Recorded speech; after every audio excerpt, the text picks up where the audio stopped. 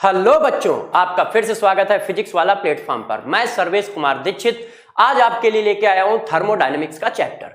आप सभी बच्चे जानते हैं कि थर्मोडायनेमिक्स से बच्चे डरते हैं, है ना। उनको लगता है पता नहीं यार इसमें क्या क्या है। क्यों? क्योंकि इसमें बहुत सारी टर्मोलॉजी है। मैं सभी बच्चों को आज विश्वास दिलाता हूं कि आज आप थर्मोडायनेमिक्स जब पढ़ा दूंगा तो उसके बाद आपको लगेगा नहीं यार, थर्मोडायनेमिक्स भी एक इजी चैप्टर है जिसको आसानी से किया जा सकता है। तो चलिए आज हम लोग स्टार्ट करेंगे थर्मोडायनेमिक्स। तो थर्मोडायनेमिक्स के पहला लेक्चर है, अच्छे से ध्यान दीजिए कब कब क्या क्या है।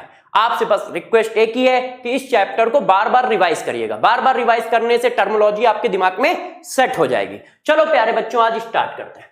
तो देखो यार, सबसे पहली बात आती है सिस्टम, सराउंडिंग और बाउंड्री। सिस्टम क्या होता है ये डिस्कस करना है, सराउंडिंग क्या होता है ये डिस्कस करना है, और प्यारे बच्चों बाउंड्री क्या होती है ये डिस्कस करना है। ठीक है, तो यहां पे हमारे पास है सिस्टम, सराउंडिंग और बाउंड्री। कैसे कैसे क्या क्या होता है इस बात का डिस्कशन हम लोग करते हैं। तो गौर से समझो सिस्टम क्या है। देखो यार हमारे बच्चों, जैसे ये एक कंटेनर है, इस कंटेनर में ये क्लोज कंटेनर है, इस कंटेनर में कोई गैस है इस तरह से, ये देखो। तो गैस हमारा क्या हो गया? गैस हमारा हो गया सिस्टम। गैस हमारा सिस्टम कैसे हो गया? क्यों? क्योंकि तुम गैस का क्या निकालोगे? प्रेशर निकालोगे। तुम गैस का क्या निकालोगे? वॉल्यूम निकालोगे, है ना। सिस्टम उसको बोलते हैं जिसकी किसी भी एक प्रॉपर्टी को आप कैलकुलेट करते हो। सिस्टम उसको बोलते हैं जिसकी किसी प्रॉपर्टी को कैलकुलेट करते हो, और रेस्ट ऑफ पार्ट को क्या करते हो? यूनिवर्स बोला जाता है। जैसे मान लो आप मेरे गाल का टेम्परेचर काउंट कर रहे हो किसी भी मेथड से, तो ये सिस्टम हो गया। बाकी रेस्ट ऑफ यूनिवर्स क्या हो गया? सराउंडिंग हो गया। बाकी रेस्ट ऑफ यूनिवर्स क्या हो गया? सराउंडिंग हो गया। ठीक है, जैसे तुमने देखा कि यार एक कंटेनर में गैस है, अब हम गैस का प्रेशर निकालना है, तो यार तुम किसका प्रेशर काउंट कर रहे हो? गैस का। तो यदि तुम गैस का प्रेशर कैलकुलेट कर रहे हो तो गैस हमारी क्या हो गई? सिस्टम। ठीक है, और रेस्ट ऑफ यूनिवर्स क्या हो गया? सराउंडिंग। सिस्टम और सराउंडिंग को जो सेपरेट करता है उसको क्या कहते हैं? बाउंड्री। तो ये क्या है? ये हमारी बाउंड्री है। बाउंड्री क्या करता है? बाउंड्री जो होता है वो सिस्टम और सराउंडिंग को सेपरेट करता है। और ये क्या है? ये सारा इलाका क्या है हमारा? सराउंडिंग। ये सारा इलाका हमारा सराउंडिंग है। ये देखो, जैसे यहां पर हमारे पास क्या है? कोई गैस है, गैस है, लिक्विड है। जनरली हम गैस क्यों बोल रहे हैं? उसका रीजन है क्योंकि हमें गैस के बारे में ज्यादा डिटेल पढ़नी है थर्मोडायनेमिक्स में, इसलिए हम लोग गैस बोल रहे हैं। तो इस कंटेनर में हमारे पास गैस है, वो सिस्टम हो गया, और ये जो लाइन है वो सिस्टम और सराउंडिंग को सेपरेट कर रही है, तो ये बाउंड्री हो गई। ठीक है, तो जरा देखिए, हम क्या है? सिस्टम है। यदि हमारा टेम्परेचर चेक किया जा रहा है तो मैं सिस्टम हो गया। ठीक है, अब मेरे को छोड़कर सब कुछ क्या है? सराउंडिंग है। पूरा यूनिवर्स सराउंडिंग है, और मेरे और तुम्हारे बीच में कहीं ना कहीं तो बाउंड्री है, क्योंकि हम लोग एक दूसरे को टच तो नहीं कर रहे हैं। तो बस वही बाउंड्री होती है। बाउंड्री कभी कभी विजिबल होती है, कभी कभी विजिबल नहीं होती है। जैसे कंटेनर की बाउंड्री देखो विजिबल है, ये देखो, मगर हमारे और तुम्हारे बीच में कोई बाउंड्री विजिबल है नहीं। हम यहां खड़े हैं और इसके बाद सारा रूम है, इस रूम को हर पार्ट को मैं नहीं टच कर रहा हूं, मगर हमारे बीच में कोई बाउंड्री नहीं है ना, दिख तो नहीं रही है। तो बाउंड्री विजिबल और इनविजिबल दोनों तरह की होती है। तो पहला टर्म समझ गए प्यारे बच्चों? सिस्टम किसको नाम दिया जाता है? सिस्टम उसको नाम दिया जाता है जिसके बारे में कुछ कैलकुलेट करते हो। सिस्टम किसको बोलते हैं? जिसके बारे में कुछ कैलकुलेट करते हो। जिसके बारे में कुछ कैलकुलेट कर रहे हो वो सिस्टम है। जैसे गैस है तो गैस का प्रेशर कैलकुलेट कर रहे हो, टेम्परेचर कैलकुलेट कर रहे हो, वॉल्यूम कैलकुलेट कर रहे हो, या कुछ भी कर रहे हो, तो गैस हमारा सिस्टम। बाकी सब सराउंडिंग। और सिस्टम और सराउंडिंग को जो सेपरेट करने वाली लाइन है उसका नाम रखा जाता है क्या? बाउंड्री। ठीक है, तो सिस्टम, सराउंडिंग और बाउंड्री, ये तीन टर्म आपने डिस्कस कर लिए और इजी है, तो मोस्टली बच्चों को आते भी हैं। अब जरा देखो, नेक्स्ट नंबर का टर्म है टाइप ऑफ सिस्टम। अब प्यारे बच्चों, ये टाइप ऑफ सिस्टम क्या है इसको डिस्कस करते हैं। तो गौर से समझो टाइप ऑफ सिस्टम क्या है। टाइप ऑफ सिस्टम में हमारे पास तीन तरह के सिस्टम है mainly: open system, close system और आइसोलेटेड सिस्टम। देखो, ये ओपन सिस्टम, क्लोज सिस्टम और आइसोलेटेड सिस्टम किस बेसिस पे डिवाइड किए जाते हैं? मास और एनर्जी के बेसिस पे। पहले कॉन्सेप्ट समझिए, मास और एनर्जी। ये देखो, हमारे पास एक कंटेनर है, ओपन कंटेनर है, और ओपन कंटेनर में आपने गैस भर दी है या लिक्विड भर दिया है, कुछ भी भर दिया है। तो जरा बताओ, यदि कंटेनर ओपन होगा तो गैस का मास भी एक्सचेंज हो सकता है सराउंडिंग के साथ, हो सकता है कि नहीं?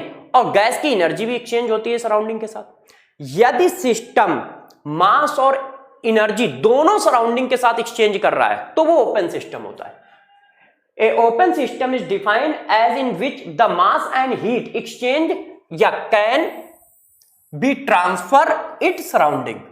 यदि मास और एनर्जी दोनों सराउंडिंग के साथ ट्रांसफर हो रही हैं तो वो सिस्टम कैसा होगा? ओपन होगा। ठीक है, जैसे एक खाली ग्लास को एक पानी भर लो ग्लास का और जाके छत में रख दो तो क्या होगा? कुछ पानी वेपराइज हो जाएगा तो मास ट्रांसफर हो गया, और साथ साथ में थोड़ी देर में ग्लास गर्म भी हो जाएगा तो हीट का भी ट्रांसफर हो रहा है ना। तो क्या है ओपन सिस्टम? किसको बोलते हैं? ऐसा सिस्टम जो मास और एनर्जी दोनों का ट्रांसफर करे, किसके साथ? सराउंडिंग के साथ। क्लोज सिस्टम किसको बोलते हैं? यदि कंटेनर को क्लोज कर दिया जाएगा, दोस्त ध्यान दीजिएगा, यदि प्यारे बच्चों कंटेनर को क्लोज कर दें तो जरा बताओ क्या गैस या लिक्विड बाहर निकल पाएगा? नहीं निकल पाएगा। यदि कंटेनर को क्लोज कर दोगे तो अब मास का ट्रांसफर नहीं होगा, मगर हीट का ट्रांसफर तो हो सकता है ना, मगर हीट का ट्रांसफर तो हो सकता है। इसीलिए देखो आपकी थर्मस बॉटल जो होती है, पानी की बॉटल जो होती है, घर से ठंडा पानी लेके अभी 2 महीने बाद जाओगे, है ना, स्कूल तक जाते जाते क्या हो जाता है? गर्म पानी। कम थोड़ी हो जाता है, सिर्फ गर्म ही तो होता है। तो हीट का ट्रांसफर हो गया मगर मास का ट्रांसफर नहीं हुआ। तो क्लोज सिस्टम क्या होता है? क्लोज सिस्टम में मास का ट्रांसफर नहीं होता है, सिर्फ हीट का ट्रांसफर होता है। हीट जो होती है वो ट्रांसफर होती है किसके साथ? सराउंडिंग के साथ। ठीक है ना, तो बात समझ पाए? अगला चलते हैं, आइसोलेटेड सिस्टम। आइसोलेटेड सिस्टम में ना मास ट्रांसफर होता है और ना हीट ट्रांसफर होती है। तो गौर से मेरी बात को समझो जरा। हमारे पास एक टर्म है मास, एक वेरिएबल है हीट या एनर्जी। ठीक है, अब इस बात को जरा गौर से समझिएगा कि क्या हो रहा है। ठीक है, ध्यान दीजिए, यदि दोनों के दोनों ट्रांसफर हो रहा है, ट्रांसफर विद सराउंडिंग, यदि सराउंडिंग के साथ दोनों ट्रांसफर हो रहे हैं, मास भी ट्रांसफर हो रहा है, हीट भी ट्रांसफर हो रहा है, तो वो ओपन सिस्टम होगा। ठीक है, यदि सराउंडिंग के साथ मास ट्रांसफर नहीं हो रहा है, हीट ट्रांसफर हो रहा है, तो क्लोज सिस्टम होगा। यदि सराउंडिंग के साथ ना तो मास ट्रांसफर हो रहा है ना हीट ट्रांसफर हो रहा है, तो वो आइसोलेटेड सिस्टम होगा। तो वो क्या होगा? आइसोलेटेड सिस्टम होगा। बस इतनी सी बात है। ठीक है, मास और हीट के बेसिस पे सिस्टम को हम लोगों ने 3 पार्ट में डिवाइड किया है। कैसा? मास और हीट दोनों सराउंडिंग के साथ एक्सचेंज हो रही हैं तो ओपन सिस्टम बोला जाता है। सिर्फ हीट एक्सचेंज हो रही है तो क्लोज सिस्टम बोला जाता है, और दोनों एक्सचेंज नहीं हो रहे हैं तो आइसोलेटेड सिस्टम बोला जाता है। ठीक है, इतनी बात समझ गए? हम लोगों ने कितने टर्म पढ़े? System, surrounding, boundary. फिर क्या पढ़ा? टाइप ऑफ सिस्टम में ओपन सिस्टम किसको बोलोगे, क्लोज सिस्टम किसको बोलोगे, आइसोलेट सिस्टम किसको बोलोगे, और ये किसके बेसिस पे डिफाइन किए गए? मास और एनर्जी के। मास और एनर्जी दोनों सराउंडिंग के साथ एक्सचेंज हो रही है तो ओपन, सिर्फ एनर्जी एक्सचेंज हो रही है क्लोज, और दोनों एक्सचेंज नहीं हो रहे हैं तो आइसोलेटेड। ठीक है, अब नेक्स्ट, अब जरा देखो यहां से जो पार्ट आया है वो थोड़ा सा इंपॉर्टेंट है, इस पर क्वेश्चन आते हैं। पीछे जो पार्ट पढ़ा है उस पर क्वेश्चन नहीं आते। Intensive and extensive property. Intensive और एक्सटेंसिव प्रॉपर्टी क्या होती है, जरा इस पर अच्छे से फोकस करिए कि इंटेंसिव प्रॉपर्टी क्या है, एक्सटेंसिव प्रॉपर्टी क्या है। इंपॉर्टेंट है, क्वेश्चन आते हैं। तो जरा देखो, an intensive property is one that does not depend upon the mass of the substance or system. Intensive property वो है जो मास पे डिपेंड नहीं करती है। उनकी वैल्यू यदि सिस्टम को बाई पार्ट करो, गौर से समझिएगा कॉन्सेप्ट, अब कॉन्सेप्ट बता रहा हूं। यदि सिस्टम को बाई पार्ट करो और वैल्यू ना चेंज हो तो वो इंटेंसिव, यदि सिस्टम को बाई पार्ट करो और वैल्यू ना चेंज हो तो इंटेंसिव, और सिस्टम को बाई पार्ट करो और वैल्यू चेंज हो जाए तो एक्सटेंसिव। उसको कहते क्या है, डेफिनेशन वाइज क्या है? An extensive property of a system depend on the system size and the amount of the matter in a system. मतलब सिस्टम के अमाउंट पे डिपेंड करता है कौन? एक्सटेंसिव। जो अमाउंट पे डिपेंड करता है वो एक्सटेंसिव है, जो अमाउंट पे डिपेंड ना करे इंटेंसिव है। इतनी बात समझ गए? अब यार तुम करोगे कैसे? ये तो लिखने के तरीके हैं, लिखने के तरीके और समझने के तरीके बिल्कुल अलग अलग होते हैं। हमारा काम वही है, किसी चीज को इजीली कैसे समझाया जाए। तो जरा गौर समझो, सिस्टम को बाई पार्ट करने से यदि वैल्यू चेंज हो रही है तो वो एक्सटेंसिव है। इसका मतलब वो अमाउंट पे डिपेंड कर रही है, क्योंकि तुम बाई पार्ट कर रहे हो तो अमाउंट चेंज हो रहा है, और सिस्टम को बाई पार्ट करने से वैल्यू ना चेंज हो तो वो इंटेंसिव है। इतनी बात समझ गए? पहले कॉन्सेप्ट समझ लो अच्छे से। सिस्टम को बाई पार्ट करने से मेरे दोस्तों वैल्यू चेंज नहीं हो रही है तो इंटेंसिव है, और सिस्टम को बाई पार्ट करने से यदि वैल्यू चेंज हो रही है तो वो एक्सटेंसिव है। अब एग्जाम्पल पे आते हैं, क्योंकि इसके एग्जाम्पल ही मेन है। खूब एग्जाम्पल हमसे पूछे जाते हैं, एक एक करके आप एग्जाम्पल को बताइएगा। तो चलो सबसे पहले इसी की एग्जाम्पल उठा लेते हैं। मास, मास को ही आप दूसरे फॉर्म में अमाउंट लिख सकते हो। लेंथ, अब जरा मेरे को बताइएगा, हमारे पास गैस है, अब गैस का मास इंटेंसिव है या एक्सटेंसिव? तो गैस को दो पार्ट में डिवाइड कर दिया तो उसका मास पहले जैसा ही रहेगा कि अलग अलग हो जाएगा? 1 मोल गैस है, उसको दो पार्ट में आपने डिवाइड कर दिया। एक कमरा है, जैसे आप जिस कमरे में बैठे पढ़ रहे हो, अब उस कमरे में क्या है? एयर है, तो एयर का कुछ तो मास होगा। अब बीच से आपने दीवार लगा दी, तो एयर जो थी, एयर हमारा सिस्टम है, उसको दो पार्ट में डिवाइड कर दिया, तो क्या एयर का मास चेंज हो जाएगा कि पहले जैसा जितना रहेगा? चेंज हो जाएगा। क्यों? अब इस कमरे की जो एयर होगी उसका मास अलग है, उसका अलग है, और पहले अलग था, है? तो इसका मतलब वो क्या है? एक्सटेंसिव। तो मास जो है एक्सटेंसिव है, अमाउंट जो है एक्सटेंसिव है, लेंथ जो है एक्सटेंसिव है। जैसे ये देखो, ये मार्कर हमारा क्या है? सिस्टम है। अब इसको मैंने दो पार्ट्स में डिवाइड कर दिया, तोड़ दिया, इतना बचा।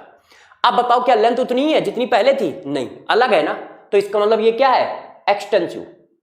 ये क्या है? एक्सटेंसिव। ये देखो, मोल, मोल भी क्या है? एक्सटेंसिव। पहले 1 मोल थे, 1 मोल गैस है, उसको दो पार्ट में डिवाइड कर दो, तो क्या गैस के अभी भी 1 ही मोल रहेंगे? बताओ, गैस के क्या अभी भी 1 ही मोल रहेंगे? नहीं, कम हो जाएंगे, तो वो भी क्या है? एक्सटेंसिव। सिस्टम को बाई पार्ट करने से वैल्यू चेंज हो जाए मेरे दोस्त, एक्सटेंसिव। फिर से गौर सुनो, सिस्टम को बाई पार्ट करने से वैल्यू चेंज हो जाए, एक्सटेंसिव। ना चेंज हो, इंटेंसिव। ठीक है, तो अभी मैं चेंज होने के एग्जांपल दे रहा हूं। जैसे ही तुम सिस्टम को बाई पार्ट करोगे, उसका मास भी चेंज होगा, अमाउंट भी चेंज होगा, लेंथ भी चेंज होगी, और मोल भी चेंज होगा। होगा कि नहीं होगा? बताओ यार, तुम लोग तो बड़े टैलेंटेड आदमी हो, बिल्कुल चेंज होगा। यदि सिस्टम को बाई पार्ट करोगे तो यार मोल चेंज हो जाएगा, है ना? अब इसी तरह से जरा बताना, वैल्यूम, यदि सिस्टम को बाई पार्ट करेंगे तो गैस का वैल्यूम चेंज होगा कि नहीं? देखो, ये गैस है, एक रूम में है, अब इस रूम को आधा कर दो तो गैस का वैल्यूम उतना ही रहेगा कि कम हो जाएगा? गैस जिस कंटेनर में रखी जाती है उसी का वैल्यूम ऑक्युपाई करती है, इसका मतलब वैल्यूम चेंज हो जाएगा। तो वैल्यूम भी क्या है? एक्सटेंसिव है। ऐसी कोई भी प्रॉपर्टी जो सिस्टम को बाई पार्ट करने से चेंज हो जाए वो सब एक्सटेंसिव है। ऐसी मेरे दोस्त कोई भी प्रॉपर्टी जो सिस्टम को बाई पार्ट करने से चेंज हो जाए वो सब क्या है? एक्सटेंसिव है। सुनते जा रहे हो? क्लियर? अब जरा इधर आ जाओ, एक आध एग्जांपल इधर समझा देते हैं। इंटेंसिव को टेम्परेचर, जरा बताना, जिस कमरे में बैठे हो उस कमरे में गैस है ना? एयर है ना यार दोस्त? तो एयर का टेम्परेचर कुछ ना कुछ है। यदि उस कमरे में एक बीच में दीवार लगा दोगे तो एयर दो पार्ट में डिवाइड हो गई, सिस्टम दो पार्ट में डिवाइड हो गया, तो क्या टेम्परेचर अलग अलग हो जाएगा? जितना पहले था कि उतना ही रहेगा? बताओ, उतना ही रहेगा ना। जैसे ये मार्कर है, इसका कुछ टेम्परेचर है, अब ये हमारा सिस्टम है, इसको मैंने दो पार्ट में डिवाइड कर दिया, अब मार्कर आधा रह गया, सिस्टम आधा हो गया। अब इसका टेम्परेचर पहले जैसा रहेगा कि उससे कम हो जाएगा या ज्यादा हो जाएगा? उतना ही रहेगा ना जितना पहले था। तो इसका मतलब सिस्टम को दो पार्ट में डिवाइड किया, कोई चेंज ही नहीं आया, तो वो क्या हो गया? इंटेंसिव। टेम्परेचर, प्रेशर, प्रेशर भी क्या है? इंटेंसिव। क्यों? अभी आपके ऊपर कितना प्रेशर लग रहा है? घर में बैठे हो, 1 एटमॉस्फेरिक प्रेशर। इतने बड़े कमरे में जो गैस है वो 1 एटमॉस्फेरिक प्रेशर जनरेट कर रही है। अब गैस को आधा कर दो, फिर कितना लगेगा? तब भी तो 1 एटमॉस्फेरिक प्रेशर ही रहेगा, क्या अलग अलग हो जाएगा? बताओ, एक कमरे में गैस भरी हुई है, गैस मतलब एयर मेरे दोस्त, वो कितना प्रेशर जनरेट कर रही है? 1 एटमॉस्फेरिक प्रेशर। यदि उस गैस को आधा कर दिया जाए, कमरे में बीच से दीवार लगा दी जाए, तो इसका मतलब सिस्टम को बाई पार्ट कर दिया, तब भी उस गैस का प्रेशर कितना है? 1 ही तो है। तो प्रेशर भी कैसी है? इंटेंसिव। गौर से कॉन्सेप्ट पे फोकस करो। सिस्टम को बाई पार्ट करने से यदि वैल्यू चेंज हो जाए, आपको लगता है चेंज हो रही है, नई वैल्यू आएगी, तो एक्सटेंसिव। आपको लगता है वैल्यू में कोई फर्क नहीं पड़ रहा है, तो इंटेंसिव। ठीक है ना दोस्त? इतनी बात याद रख पाओगे? जरा देखो नेक्स्ट, अगला एग्जांपल है ऑल टाइप ऑफ कंसंट्रेशन, जितने भी कंसंट्रेशन है वो सब इंटेंसिव होते हैं, चाहे वो आपका मोलरिटी हो, चाहे वो आपका मोल फ्रैक्शन हो, चाहे वो मास परसेंटेज हो, चाहे वो W/V परसेंटेज हो, ये सब इंटेंसिव है। कैसे, जरा बताना मेरी बात को अच्छे से। आपने क्या किया, एक गिलास पानी लिया, उसमें एक गिलास पानी में 1 स्पून शुगर डाल दी और उसको रोटेट कर दिया, तो एक सोल्यूशन बन गया। अब यदि उस सोल्यूशन का गाढ़ापन तो आपको पता ही चल गया कितना है, मतलब कंसंट्रेशन। अब उसको 2 पार्ट में डिवाइड कर दो। एक सोल्यूशन पानी वाला जो बनाया है शुगर के साथ, उसको 2 पार्ट में डिवाइड कर दो, क्या कंसंट्रेशन चेंज हो जाएगा? बताओ यार दोस्त, नहीं होगा। तो वो कैसा है? इंटेंसिव।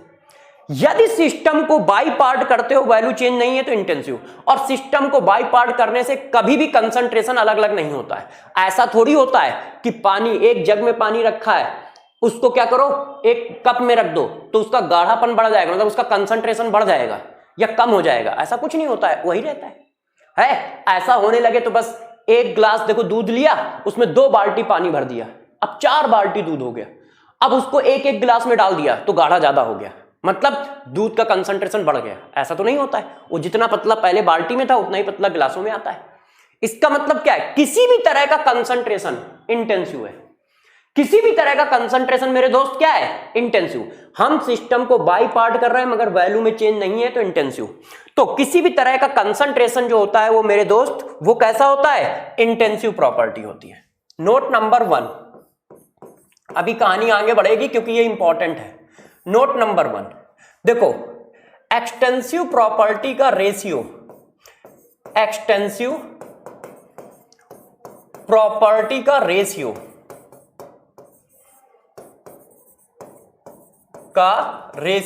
इंटेंसिव होता है। 2 एक्सटेंसिव प्रॉपर्टी का रेशियो हमेशा ध्यान रखना इंटेंसिव होता है।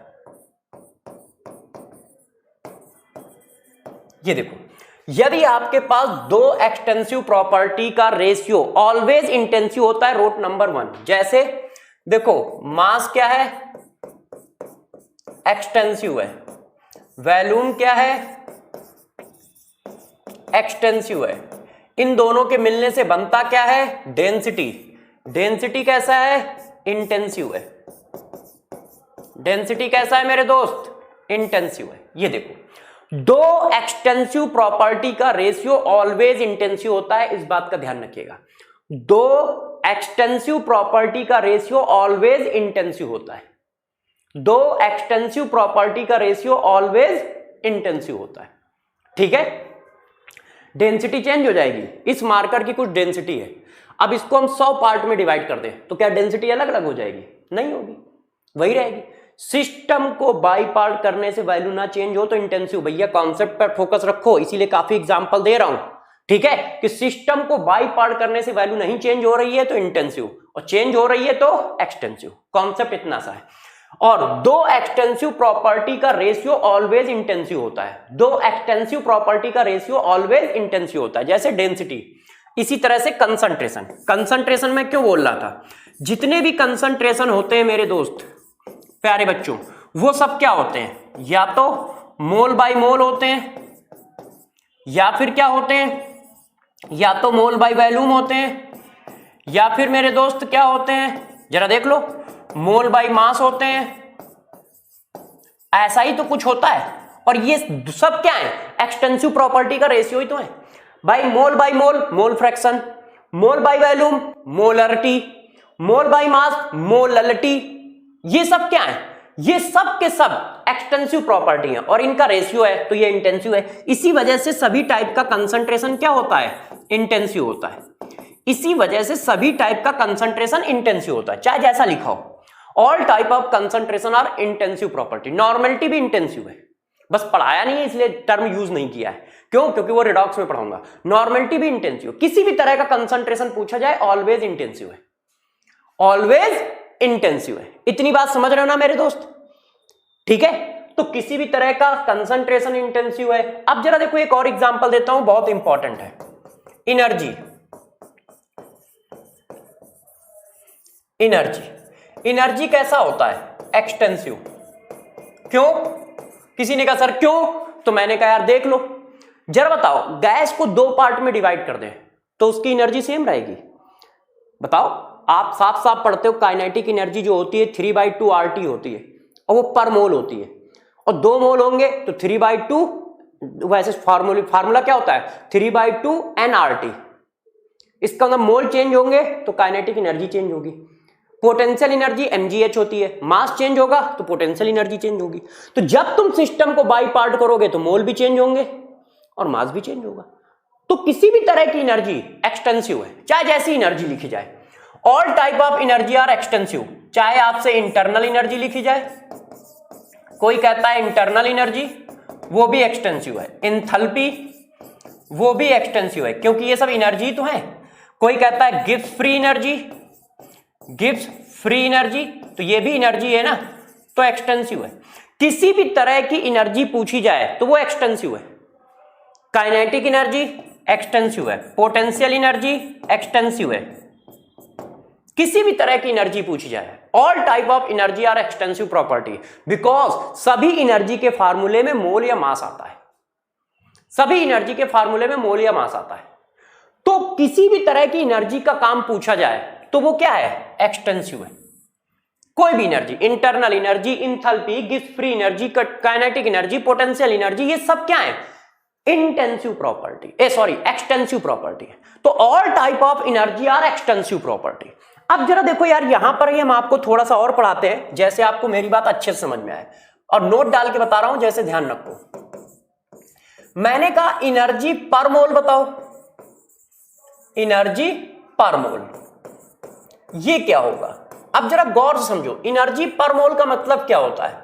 इसका मतलब यही तो हुआ कि एनर्जी डिवाइडेड बाय मोल, और एनर्जी डिवाइडेड बाय मोल में एनर्जी क्या है? एक्सटेंसिव। मोल क्या है? एक्सटेंसिव। तो इनका रेशियो बेटा प्यारे बच्चों क्या हुआ? इंटेंसिव। तो एनर्जी पर मोल इंटेंसिव होगा, एनर्जी सिर्फ है तो एक्सटेंसिव है। इंटरनल एनर्जी पर मोल, internal energy per mole intensive, internal energy extensive, मोल एक्सटेंसिव, मगर internal energy per mole intensive. क्यों? क्योंकि दो एक्सटेंसिव प्रॉपर्टी का रेशियो ऑलवेज इंटेंसिव होता है, दो एक्सटेंसिव प्रॉपर्टी का रेशियो ऑलवेज इंटेंसिव होता है। तो एनर्जी पर मोल कर दिया तो इंटेंसिव हो गया। क्यों? क्योंकि एक्सटेंसिव प्रॉपर्टी का रेशियो क्या आ गया? इंटेंसिव। तो यदि मेरे से कोई पूछता है इंटरनल एनर्जी पर मोल बताओ, तो मेरे दोस्त इंटरनल एनर्जी पर मोल क्या नाम दोगे तुम? देखो, इंटरनल एनर्जी पर मोल लिखा है और एक जगह लिखा है इंटरनल एनर्जी।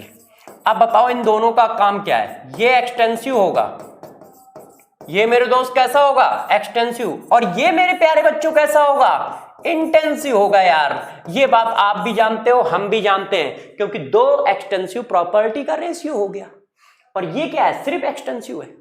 तो किसी भी टाइप की एनर्जी एक्सटेंसिव होगी, किसी भी टाइप की एनर्जी एक्सटेंसिव होगी, मगर जैसे ही एनर्जी पर मोल लग जाएगा इंटेंसिव हो जाएगी। रूल लग जाएगा, कौन सा रूल? कि दो एक्सटेंसिव प्रॉपर्टी का रेशियो इंटेंसिव होता है, क्योंकि ये रेशियो बन गया ना मेरे यार। ठीक है, तो जैसे किसी ने मेरे से बोला Gibbs free energy, free energy पूछा गया क्या है, तो मैंने कहा एक्सटेंसिव है। किसी ने कहा जरा बताइए sir Gibbs free energy per मोल क्या है? गिब्स फ्री एनर्जी पर मोल। तो जैसे ही उसने कहा गिब्स फ्री एनर्जी पर मोल, वैसे ही मैंने कह दिया ये इंटेंसिव है। क्यों? क्योंकि सभी बच्चों को पता है कि ये अब क्या हो गया है? रेशियो हो गया है। ये क्या हो गया है? रेशियो हो गया है। और यही बात होती है क्या? इलेक्ट्रोड पोटेंशियल में। इलेक्ट्रोड पोटेंशियल जो होता है, सेल पोटेंशियल है ना, इलेक्ट्रोड पोटेंशियल और सेल पोटेंशियल, ये दोनों ही इंटेंसिव होते हैं। ये दोनों ही क्या होते हैं? इंटेंसिव होते हैं।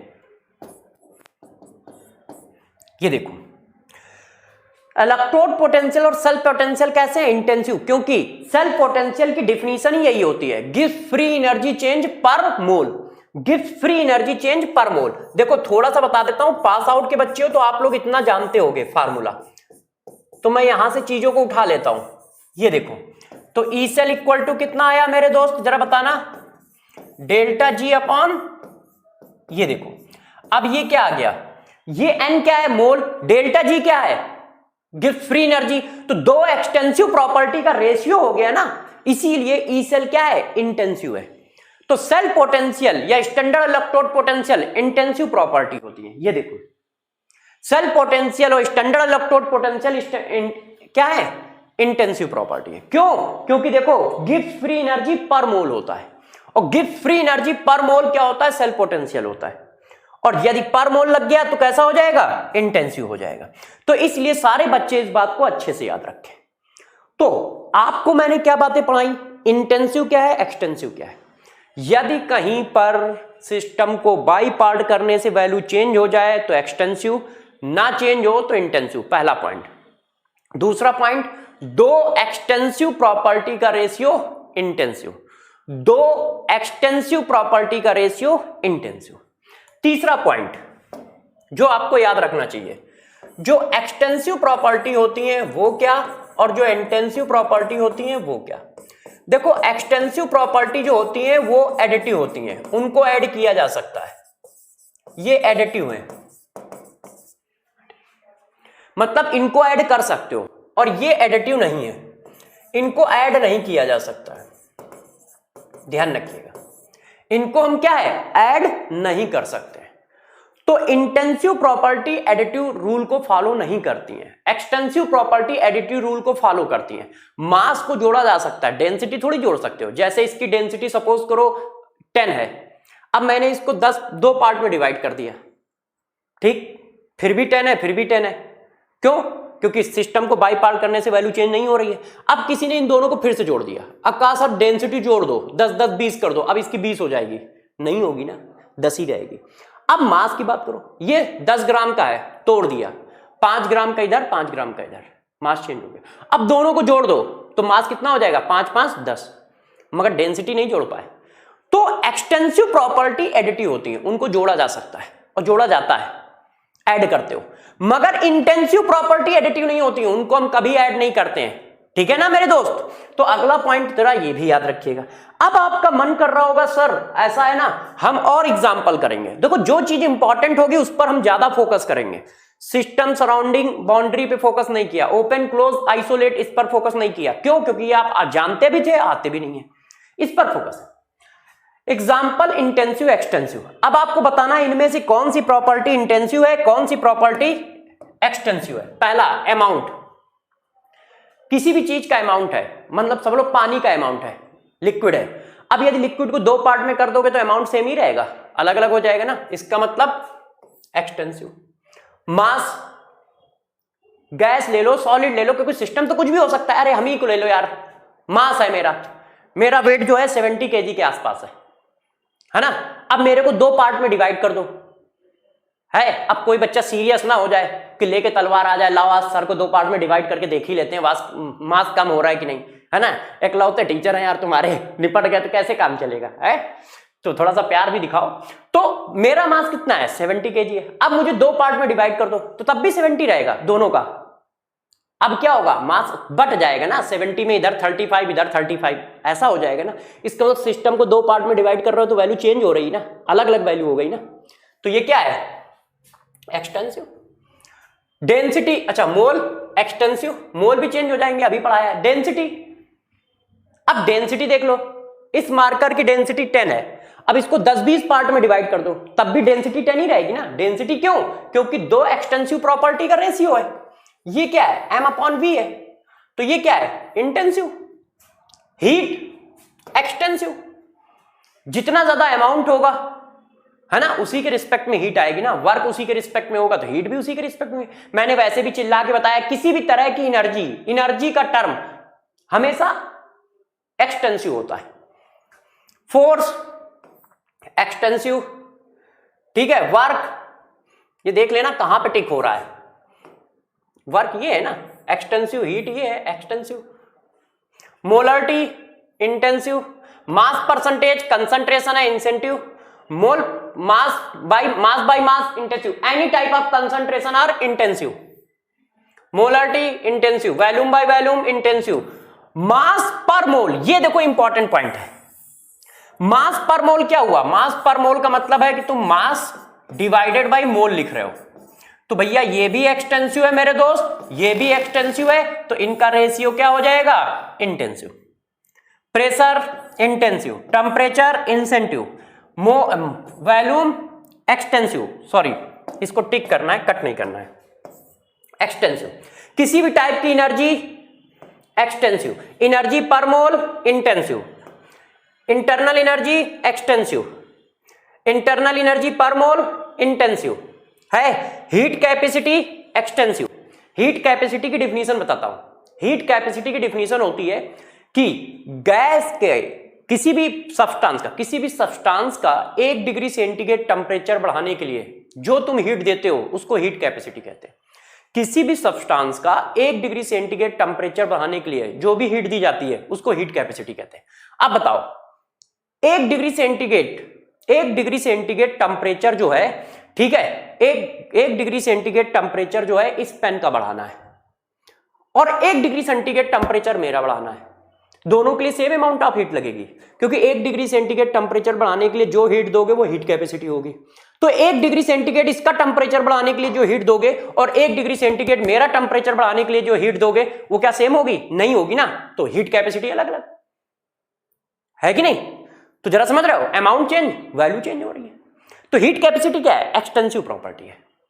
Heat capacity extensive, molar heat capacity intensive है। मोलर हीट कैपेसिटी मतलब होता है 1 मोल की हीट कैपेसिटी, तो 1 मोल की हीट कैपेसिटी तो क्या हो गया, heat capacity divided by mole. Molar heat capacity का मतलब होता है हीट कैपेसिटी पर मोल, और हीट कैपेसिटी पर मोल तो रेशियो हो गया ना, तो इंटेंसिव हो जाएगी।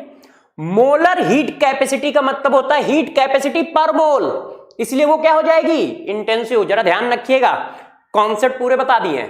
क्या सिस्टम को 2 पार्ट में डिवाइड करने से चेंज हो जाए, एक्सटेंसिव। सिस्टम को 2 पार्ट में 10 पार्ट में डिवाइड करने से वैल्यू ना चेंज हो, इंटेंसिव। 2 एक्सटेंसिव प्रॉपर्टी का रेशियो, इंटेंसिव। इंटेंसिव एडिटिव नहीं होती है, एक्सटेंसिव प्रॉपर्टी को ऐड किया जा सकता है, ठीक है। तो इंटेंसिव एक्सटेंसिव सीख गए, क्वेश्चन आता है मेरे दोस्त, इसलिए ध्यान रखिएगा।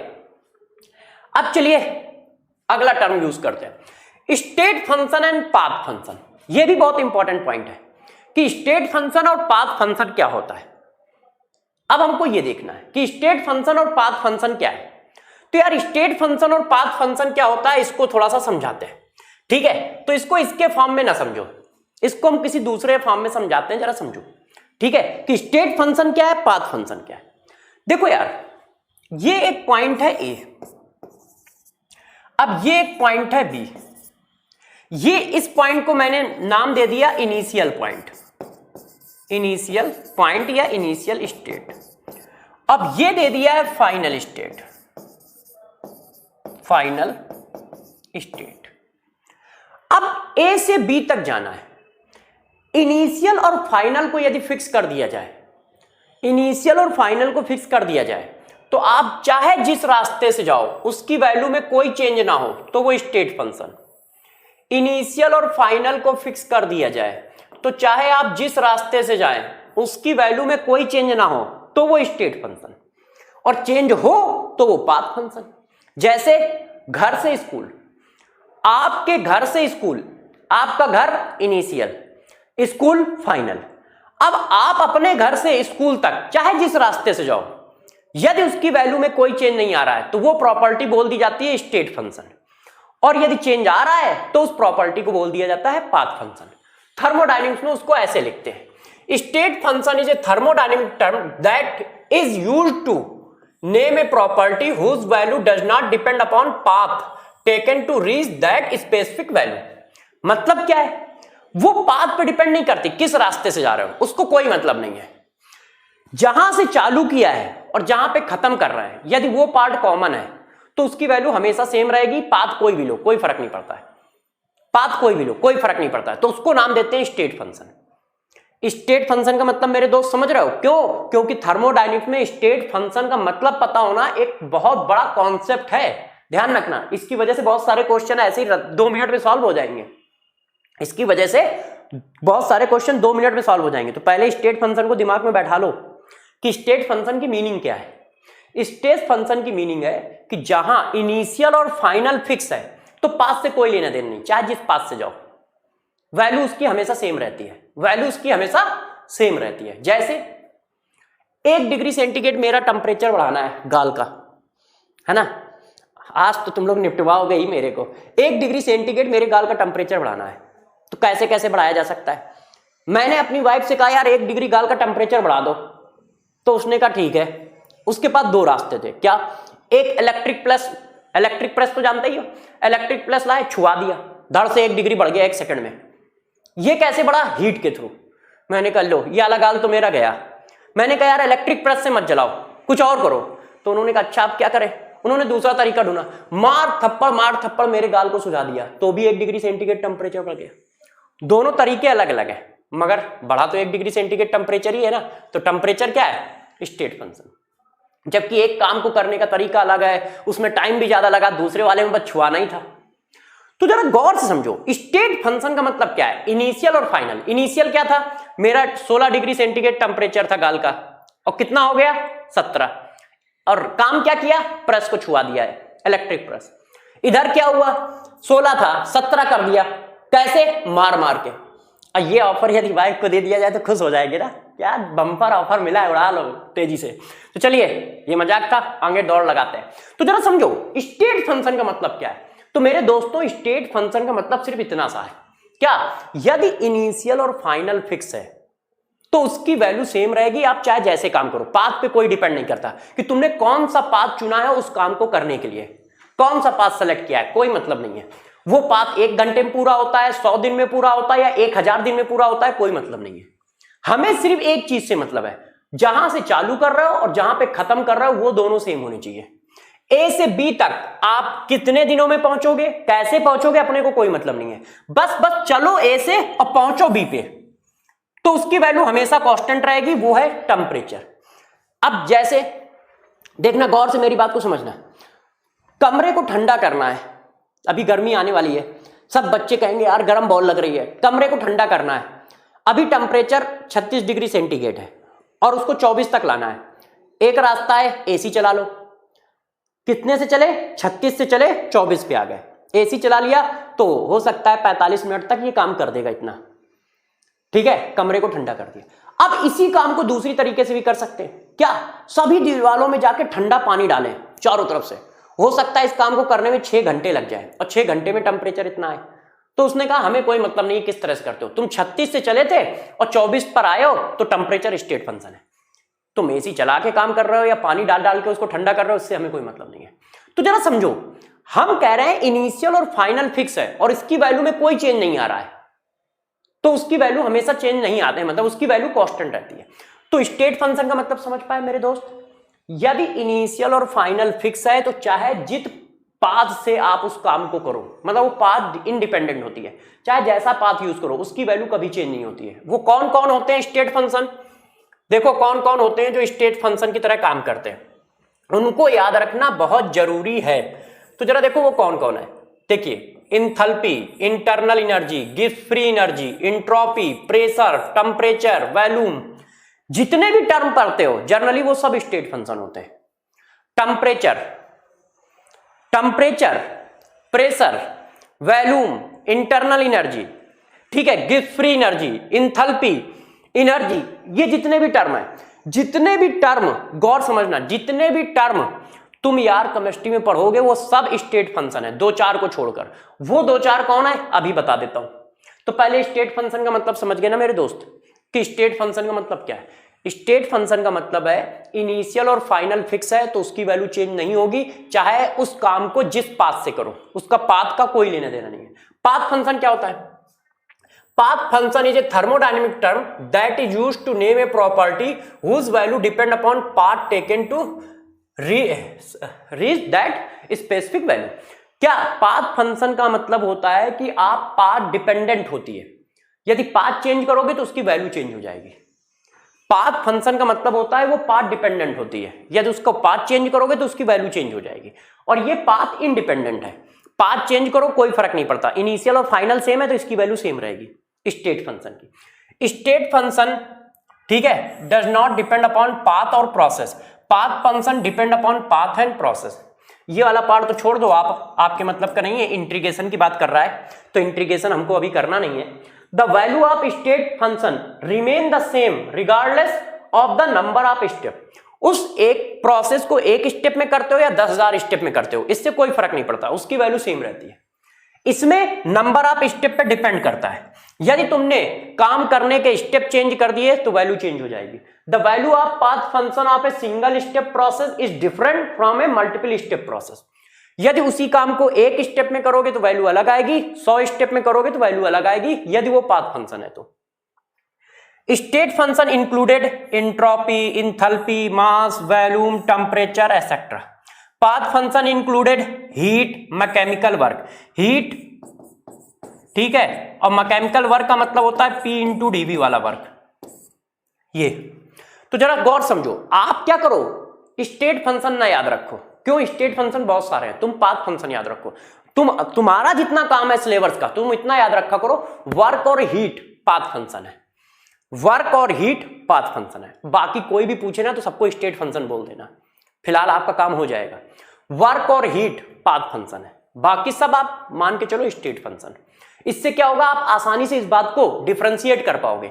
नहीं तो बच्चे कभी कभी कंफ्यूज रहते हैं, तो उनके कंफ्यूजन को कम करने का मेरे पास एक सिंपल सा रास्ता होता है कि तुम वर्क और हीट को पाथ फंक्शन कहो, उसके बाद जो भी तुमसे पूछे वो स्टेट फंक्शन बोल दो। और यदि ये जान पाओ तो बहुत अच्छी बात है, ना भी जान पाओ तो स्टेट फंक्शन बोल दो। जैसे तुमने कहा वर्क और हीट पाथ है, इसके बाद मैंने कहा temperature state, volume state, pressure state, Gibbs free energy state, internal energy state, enthalpy state, जो भी तुमसे पूछा जाए बस स्टेट फंक्शन बोलते जाओ, बात खत्म हो जाती है। इस तरह से पकड़ोगे तो आसानी से कर ले जाओगे। ठीक है, तो वर्क और हीट पाथ फंक्शन है, मतलब पाथ चेंज होगा तो वर्क की वैल्यू चेंज होगी, ठीक है, पाथ चेंज होगा तो हीट की वैल्यू चेंज होगी। मगर स्टेट फंक्शन में पाथ चेंज करो या ना करो उनकी वैल्यू कभी चेंज नहीं होती, उनकी वैल्यू सिर्फ इस बात पर डिपेंड करती है कहां से चले हो, कहां तक गए हो, इनिशियल और फाइनल स्टेट पर, वो होते हैं स्टेट फंक्शन। वो कौन कौन से हैं, जितने भी तुम पढ़ते हो सब है, pressure, temperature, volume, internal energy, Gibbs free energy, enthalpy, ये सब। अब आगे चलते हैं। अब आपका मन कर रहा होगा कि सर हम एग्जांपल करके रहेंगे, work path function, heat path function, work और हीट पाथ फंक्शन, इसके अलावा volume state function, pressure state function, internal energy state function, Gibbs free energy, इसके बाद जो कुछ भी आए state function, enthalpy entropy state function, temperature state function, number of mole state function. तो जरा देखो इस बात को तुम समझ पाए ना कि पाथ फंक्शन और स्टेट फंक्शन में डिफरेंस क्या है। स्टेट फंक्शन जो होता है वो पाथ पे डिपेंड नहीं करता, पाथ फंक्शन जो होता है वो पाथ पे डिपेंड करता है, इतनी सी बात है। तो जरा देखो यार, यहां तक हम लोग निपटा लाए कि स्टेट फंक्शन क्या है, पाथ फंक्शन क्या है, ये भी बात बता दी। अब रिवर्सिबल और इरिवर्सिबल प्रोसेस क्या होते हैं, इस बात को देखते हैं कि यार रिवर्सिबल प्रोसेस किसको बोलेंगे और इरिवर्सिबल प्रोसेस किसको बोलेंगे। तो चलो यार इसको भी निपटा लेते हैं, इसको जरा समझ लो कि इसको किस तरह से किया जाए। तो जरा बात को समझो यार, हमने क्या किया, ये एक पिस्टन ले लिया, देखिएगा ये एक कंटेनर है और ये एक पिस्टन है, ठीक है, इस तरह से।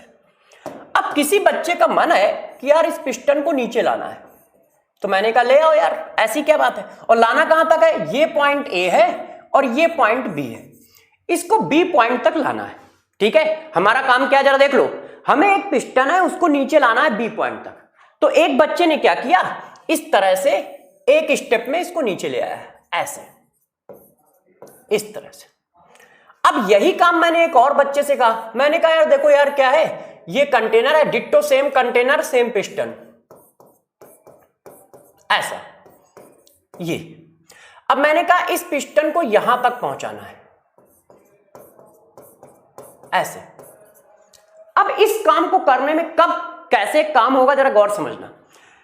पिस्टन के ऊपर एक्सटर्नल प्रेशर है और गैस अंदर है, उसका प्रेशर क्या है, इंटरनल, गैस के प्रेशर को इंटरनल प्रेशर कह दिया या गैस का प्रेशर कह दिया। ये अब गौर समझो, यदि एक्सटर्नल प्रेशर ज्यादा है गैस के प्रेशर से तो पिस्टन बहुत तेजी से नीचे आएगा और 2-3 स्टेप में, 2 स्टेप या 1 स्टेप या 3 स्टेप में ये काम हो जाएगा।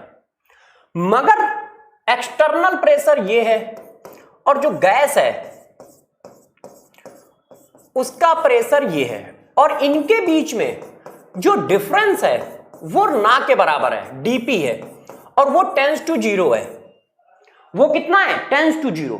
तो ये काम जो होगा हमेशा इक्विलिब्रियम पे होगा। ऐसे दूसरे कलर से लेता हूं, ये काम जो होगा हमेशा इक्विलिब्रियम पे होगा इस तरह से, और इस काम को करने में इनफिनाइट टाइम लगेगा। ऐसे हजारों स्टेप लगते हैं। तो जरा देखो रिवर्सिबल और इरिवर्सिबल में डिफरेंस क्या है? वो 1 2 3 स्टेप में खत्म हो जाता है और ये क्या होता है? इनफिनाइट स्टेप लेता है, इनफिनाइट स्टेप लेता है। और ऐसा क्यों होता है? क्योंकि कंडीशन ये होती है, यदि प्रेशर डिफरेंस ना के बराबर माना जाए, ड्राइविंग फोर्स टेंस टू 0 माना जाए, तो यदि प्रेशर डिफरेंस ना के बराबर होगा तो पिस्टन ऐसे ऐसे चलेगा और ऐसे काम को करने में इनफिनाइट टाइम लगेगा और इनफिनाइट टाइम का काम आप कर नहीं पाएंगे। तो ये एक थ्योरेटिकल प्रोसेस होता है रिवर्सिबल। रिवर्सिबल थ्योरेटिकल प्रोसेस है। क्यों? क्योंकि उसको खत्म करने में इनफिनाइट टाइम लगेगा। और ऐसी सिचुएशन कब होती है? जब एक्सटर्नल प्रेशर और इंटरनल प्रेशर की वैल्यू लगभग बराबर हो और जो उनका डिफरेंस हो डीपी वो टेंस टू 0।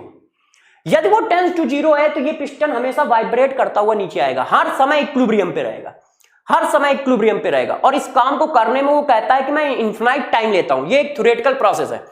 रिवर्सिबल एक थ्योरेटिकल प्रोसेस है। आज तक कभी हम लोग को दिखाई नहीं। क्यों? क्योंकि वो इनफिनाइट टाइम लेता है। इनफिनाइट टाइम तक हम जिंदा ही कहां रहते हैं? तो देख के क्या बता पाएंगे?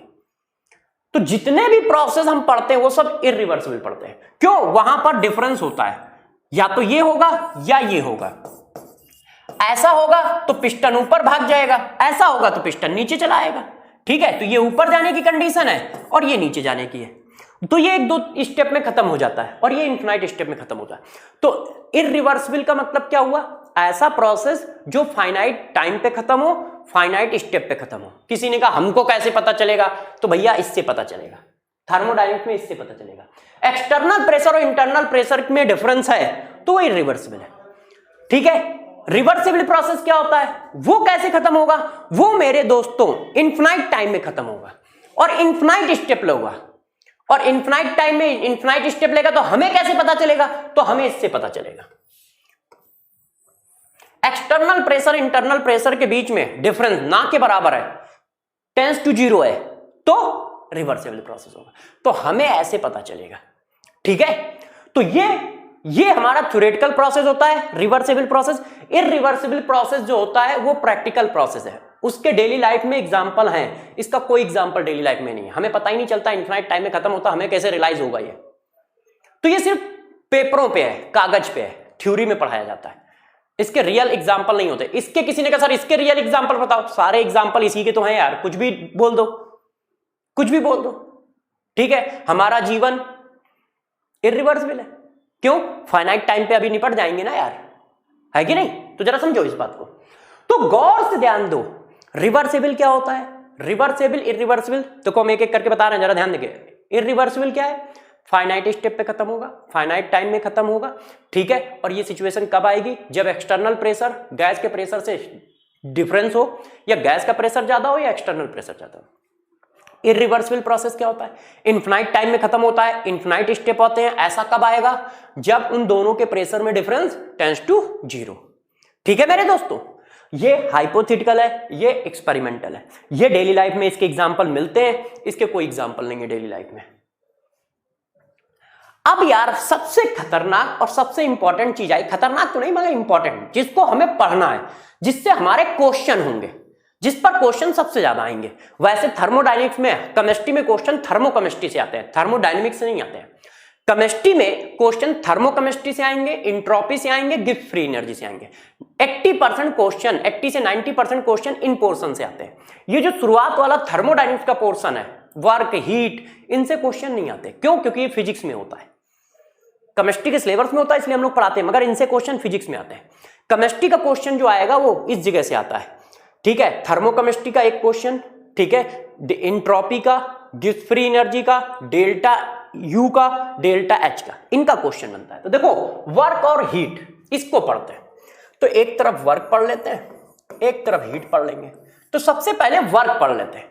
तो सभी बच्चों को पता होता है कि यार वर्क जो होता है F इंटू ds होता है कि नहीं? ये सारे बच्चे पढ़ चुके होते हैं कि F इंटू ds जो है वो हमारा वर्क है। मैंने कहा ठीक है यार, पढ़ रखा है तो हम लोग क्यों परेशान करेंगे, फिजिक्स में पढ़ रखा है उसी को काम चलाएंगे। फिर हम क्या कहते हैं, हम लोग कहते हैं कि यार एक बात और पढ़ी गई है, P equal to F upon A. तो इस बात को मैं ऐसे लिख लूं तो किसी बच्चे को दिक्कत तो नहीं है? तो बच्चों ने कहा सर हमें क्या दिक्कत है? तो मैंने कहा यदि मैं इस बात को ऐसे लिख लूं तो किसी बच्चे को दिक्कत नहीं है। एरिया इंटू लेंथ का डिफरेंस, तो एरिया इंटू लेंथ का डिफरेंस क्या हो गया, डीवी हो गया। हमने कहा हम ऐसे लिख लें तो कोई दिक्कत नहीं है, तो बच्चों ने कहा नहीं है। मैंने कहा हमें इस वर्क की जरूरत नहीं है, हमें कोई ठेला थोड़ी खींचना है, हम तो केमिस्ट्री वाले हैं, हम ऐसी चीजें करते हैं जो दिखती ही नहीं है ना। फिजिक्स केमिस्ट्री में ये डिफरेंस है, फिजिक्स में वो करते हैं जो दिखता है, केमिस्ट्री में वो किया जाता है जो दिखता ही नहीं है। कोई रिएक्शन तुम्हें दिखती है, इलेक्ट्रॉन प्रोटॉन न्यूट्रॉन गैस दिखता है नहीं, तो केमिस्ट्री वाले करते ही ऐसा काम है, मैजिक टाइप का। तो जरा देखो यार, W इक्वल टू क्या आया, P इंटू डीवी आ गया। ये कैसे निकाल दिया, इसकी जगह पे रख दिया। अब मेरी बात को गौर से समझना, अब हम केमिस्ट्री की बात करने जा रहे हैं, फिजिक्स की बात का टाइम खत्म हुआ। आप जो वर्क पढ़ोगे, आप हमेशा वर्क का फार्मूला ये पढ़ोगे, P external into dV minus sign के साथ। क्यों? क्योंकि केमिस्ट्री और फिजिक्स में साइन कन्वेंशन अलग अलग है, केमिस्ट्री और फिजिक्स में साइन कन्वेंशन अलग अलग है। यदि तुम पहले ही माइनस लगा दोगे तो सारे साइन कन्वेंशन केमिस्ट्री के हिसाब से ही आएंगे, तुम टेंशन न लो। ध्यान रखिएगा, वर्क का साइन कन्वेंशन फिजिक्स और केमिस्ट्री में अलग अलग है। इस प्रॉब्लम को सॉल्व करने के लिए आप क्या करना, पहले ही माइनस लगा देना। अब सारे साइन कन्वेंशन जो भी आ रहे होंगे सब केमिस्ट्री के हिसाब से आएंगे, टेंशन न लो। तो हमारा W इक्वल टू क्या आ गया, माइनस P एक्सटर्नल डीवी। हम P एक्सटर्नल को रखेंगे, इसकी वैल्यू को मैंने और सॉल्व किया। तो मेरे दोस्तों आपने कहा कि सर डीवी का मतलब डिफरेंस है, तो डिफरेंस है तो ये आ गया। तो क्या आ गया, W इक्वल टू आ गया minus P external into V final minus V initial. अब इस बात को थोड़ा सा और एक्सप्लेन कर लेते हैं आपके कहने से। वो क्या एक्सप्लेन करते हैं, जरा देखो। ये यार एक कंटेनर है, इस पर हमने एक पिस्टन लगा दिया है ऐसे, ठीक है। अब जरा देखिए, इस जगह पे वॉल्यूम कितना है, VI, एक्सटर्नल प्रेशर कितना है, ये। अब क्या हुआ, पिस्टन नीचे आ गया ऐसे, इस तरह से, तो फाइनल वॉल्यूम कितना हो गया, VF। अब मेरे दोस्तों जरा बताना, W इक्वल टू लिखा है minus P external V final minus V initial. अब जरा इसको सॉल्व करके बताओ, इसकी वैल्यू पॉजिटिव आएगी कि निगेटिव आएगी? इसकी वैल्यू कैसी आएगी, पॉजिटिव आएगी। क्यों, VI ग्रेटर देन क्या है, VF है। और मेरे दोस्त VI ग्रेटर देन VF है, इसका मतलब ये वैल्यू क्या आएगी, निगेटिव, और ये वैल्यू निगेटिव आएगी। बाहर भी कैसा साइन लगा है, निगेटिव, तो ये कैसा हो गया, पॉजिटिव। देखो अपने आप साइन पॉजिटिव आ रहा है, और पिस्टन नीचे आया है, इसका मतलब तुमने क्या किया है, गैस पे काम किया है, और गैस पे काम किया, इसका मतलब क्या हुआ, work done on the system. आपने सिस्टम पे काम किया है ना यार, है ना, work done on the system. कैसा आया, पॉजिटिव आया। यही बात कह रहा हूं। तो हमेशा फार्मूला माइनस साइन के साथ लिखिएगा, आप ध्यान रखिएगा, ये एक इंपॉर्टेंट पॉइंट है, इस बात को आप हमेशा ध्यान रखो। तो आपको कभी कुछ सोचना ही नहीं पड़ेगा, आपको सिर्फ क्वेश्चन करना है, आंसर लिख देना है, साइन आइन अपने आप एडजस्ट है, टेंशन की कोई बात नहीं है। तो वर्क डन क्या हुआ, ऑन द सिस्टम हुआ, ठीक है। और साइन कैसा आया, पॉजिटिव। क्यों, क्योंकि आपने क्या किया है, पिस्टन को नीचे लाए हो, तो VF की वैल्यू जो है वो कम होगी VI से। अब केस नंबर 2 भी उठा लेते हैं इसी जगह पे। केस नंबर 2 क्या है, एक बच्चे ने कहा नहीं सर यार, हमने क्या किया है, कुछ ऐसा काम किया है, VI ये है, अब पिस्टन ऊपर की ओर जा रहा है, पहले यहां पे था इनिशियल सिचुएशन और फाइनल सिचुएशन ये है ऐसा। तो मैंने कहा ठीक है यार, तो हमारे पास फिर वही formula, W equal to minus P external dV, dV की जगह मैं डायरेक्ट लिख दूं यार दोस्त, तो मैंने लिखा माइनस P एक्सटर्नल, डीवी क्या आ गया, V final minus V initial. अब V final minus V initial की वैल्यू कैसी है, बताओ जरा यार, यहां पर क्या है, V फाइनल बड़ा है, V इनिशियल छोटा है, तो इसका मतलब वर्क की वैल्यू कैसी आएगी, निगेटिव आएगी। अब वर्क की वैल्यू निगेटिव आ रही है तो बताओ जरा पिस्टन को कौन धक्का मार रहा है, अंदर की गैस। अंदर की गैस को तुम क्या कहते हो, सिस्टम कहते हो। भाई पिस्टन को ऊपर कौन भगा रहा है, बताओ, हम या तुम? नहीं, गैस। गैस पिस्टन को ऊपर उठा रही है, तो इसका मतलब काम कौन कर रहा है, गैस कर रही है। तो क्या लिखोगे लैंग्वेज के फॉर्म में, आप यही तो लिखोगे भैया, वर्क जो है गैस ने किया है, तो work done by the gas. और बाय द गैस को हम क्या लिख देते हैं, गैस ही तो हमारा क्या है, सिस्टम। जैसे आप पढ़ा कौन ना हो, मैं, इंसान पढ़ा रहा है, मगर नाम क्या देते हो, सर्वेश सर पढ़ा रहे हैं, तो उसी को हम लोग क्या कहते हैं, गैस को सिस्टम कहते हैं।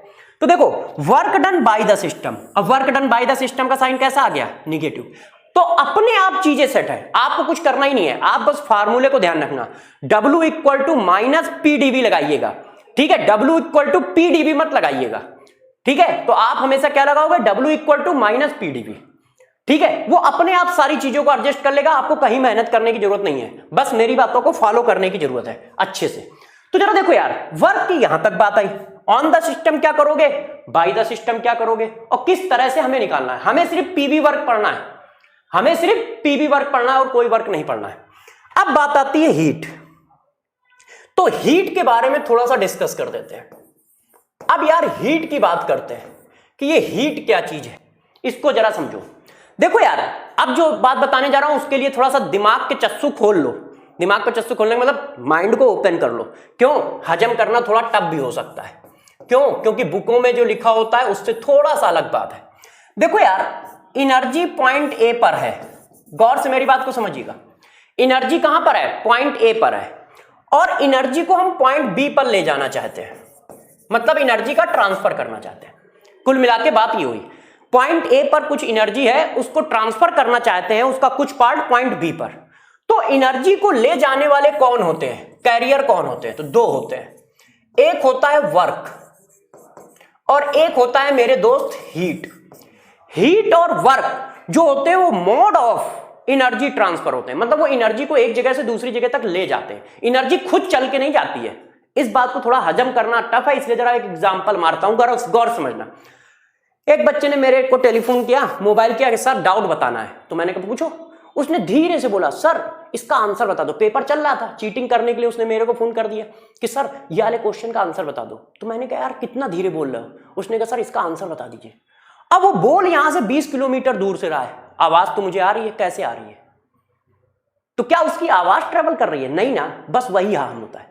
पहले उसकी वॉइस किस में कन्वर्ट हुई, वेव में, फिर वो वेव यहां पे किस में कन्वर्ट हुई, वॉइस में, और फिर मुझे सुनाई दी। बस यही काम होता है एनर्जी के साथ। एनर्जी एक जगह से दूसरी जगह कैसे जाती है, पहले वो वर्क या हीट में कन्वर्ट होती है, और फिर जैसे ही उस पॉइंट पे पहुंचने वाली होती है फिर से वो एनर्जी में कन्वर्ट हो जाती है। तो वर्क और हीट का ये काम है। वर्क और heat mode of transfer of energy है, वो एनर्जी को ले जाने वाले कैरियर है। और हीट के फॉर्म में एनर्जी कब जाती है, जब टेम्परेचर डिफरेंस हो। यदि टेम्परेचर डिफरेंस होगा तो एनर्जी का ट्रांसफर हीट के टर्म में होगा। यदि टेम्परेचर डिफरेंस नहीं है तो एनर्जी एक जगह से दूसरी जगह हीट के टर्म में नहीं जा सकती है, फिर वो वर्क के थ्रू ही जाएगी। और टेम्परेचर डिफरेंस है तो दोनों तरह से जा सकती है, दोनों एक साथ एनर्जी को वहां छोड़ के आएंगे। तो मेरी बात को गौर समझो, क्या एक जगह से दूसरे जगह तक एनर्जी खुद नहीं जाती है, क्यों, क्योंकि उसके अंदर एरोगेंस होता है, मैं नहीं जाऊंगा, मुझे तो लोग ले जाते हैं। तो हम पहले एनर्जी को वर्क में कन्वर्ट करते हैं, फिर उस जगह पहुंच के उस वर्क को फिर एनर्जी में कन्वर्ट कर देते हैं। उसी तरह पहले हम एनर्जी को हीट में कन्वर्ट करते हैं, फिर वो एनर्जी जाके हीट जाके एनर्जी में कन्वर्ट हो जाती है। तो हीट और वर्क जो होते हैं, थोड़ा साइंस का टर्म बढ़ा रहा हूं, ठीक है, यहां पे प्योर साइंस घुसेड़ी है, दिमाग लगाते रहना। हीट और वर्क जो होते हैं वो जो होते हैं mode of transfer of energy होते हैं, एनर्जी को एक जगह से दूसरी ले जाने वाले कैरियर होते हैं, ठीक है ना।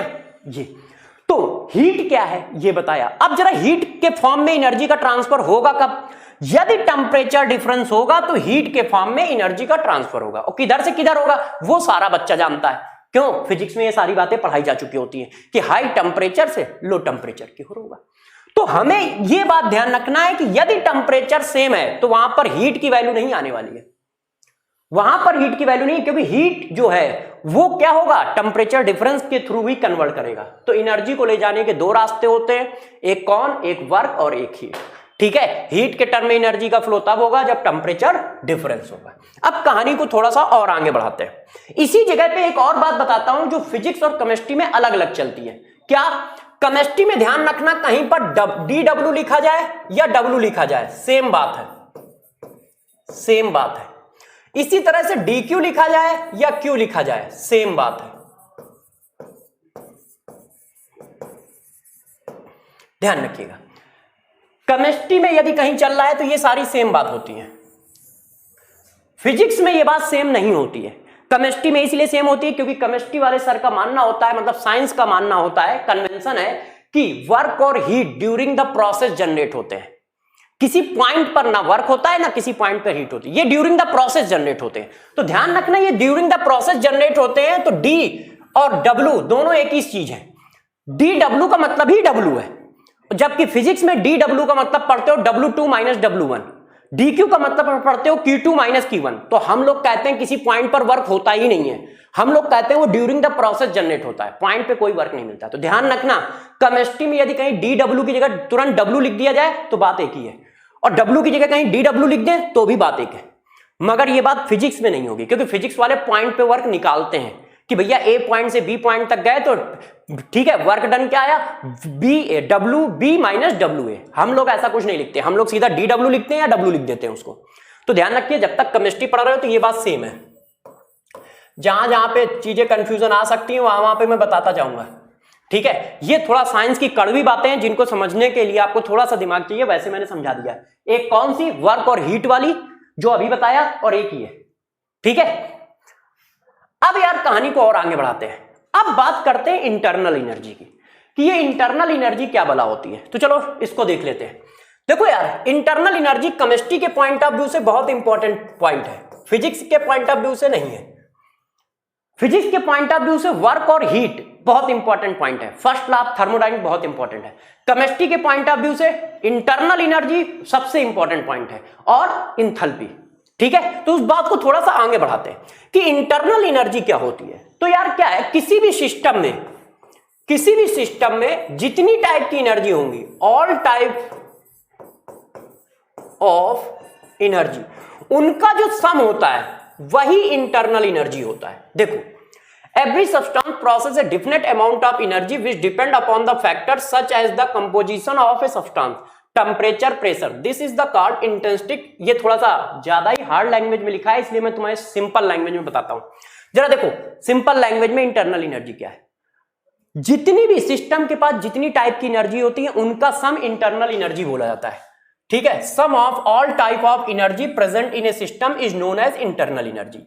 इंटरनल एनर्जी को E से भी रिप्रेजेंट किया जाता है और U से भी रिप्रेजेंट किया जाता है। ध्यान रखिएगा, जितनी भी टाइप की एनर्जी है, जैसे kinetic energy, potential energy, vibrational energy, rotational energy, etcetera, ये देखो जितनी भी टाइप की एनर्जी किसी सिस्टम के पास हो सकती है, उनका सम क्या है, इंटरनल एनर्जी। तो इंटरनल एनर्जी क्या होता है, सभी एनर्जी का सम होता है। ऐसे इसको या तो हम कैपिटल ई से रिप्रेजेंट कर रहे होते हैं या फिर कैपिटल यू से रिप्रेजेंट कर रहे होते हैं। अब इसकी डेफिनेशन इतने काम की नहीं है जितने काम की इसके पॉइंट है, तो गौर से समझो जरा पॉइंट। सबसे पहला पॉइंट, ये तो मैंने इसकी वैल्यू लिख दी है। अब जो मेन पॉइंट है उस पर फोकस करो। इंटरनल एनर्जी की एब्सोल्यूट वैल्यू काउंटेबल नहीं है। देखो, it's absolute value can not be calculated. कभी भी हम E काउंट नहीं करेंगे, कभी भी हम U काउंट नहीं करेंगे। क्यों? क्योंकि वो काउंटेबल ही नहीं है। हम काउंट करेंगे चेंज इन इंटरनल एनर्जी। ध्यान रखिएगा, हम उसका चेंज काउंट करते हैं क्योंकि एब्सोल्यूट वैल्यू काउंटेबल नहीं है। तो और दूसरी बात, चेंज विल बी काउंटेबल, तो हम सिर्फ चेंज काउंट कर रहे होंगे। तो ये ध्यान रखना, जो थ्योरेटिकल क्वेश्चन होते हैं उनमें ये बात पूछी जाती है। तो हम किसको काउंट करेंगे, सिर्फ चेंज को काउंट करेंगे। मतलब हम काउंट कर रहे होंगे मेरे दोस्तों चेंज इन इंटरनल एनर्जी। ठीक है, तो क्यों? क्योंकि absolute value of internal energy countable नहीं है। और इसके पीछे किसी के दिमाग में चल रहा होगा, sir why why why why, है ना? तो क्यों बताऊंगा यार इस समय, इतना टाइम कहां है, मगर बता देता हूं, जब आप फिजिक्स पढ़ते हो तो बहुत जगहों पे एनर्जी को काउंट करने के लिए फ्रेम ऑफ रेफरेंस की जरूरत पड़ती है, बस इसी वजह से।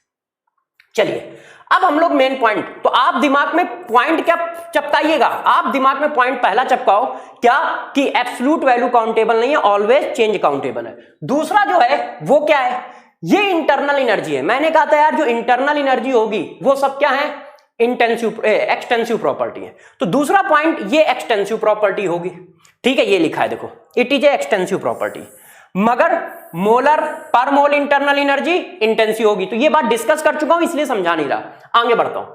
तो पहला पॉइंट मैंने बताया एब्सोल्यूट वैल्यू काउंटेबल नहीं होगी, चेंज काउंटेबल होगी। दूसरा पॉइंट बताया ये एक्सटेंसिव प्रॉपर्टी है, मगर पर मोल इंटरनल एनर्जी पूछा गया तो इंटेंसिव हो जाएगा। कैसे, ये पीछे समझा चुका हूं। अब तीसरा पॉइंट जरा समझो जो बहुत इंपॉर्टेंट है, इस बात को जरा समझिएगा।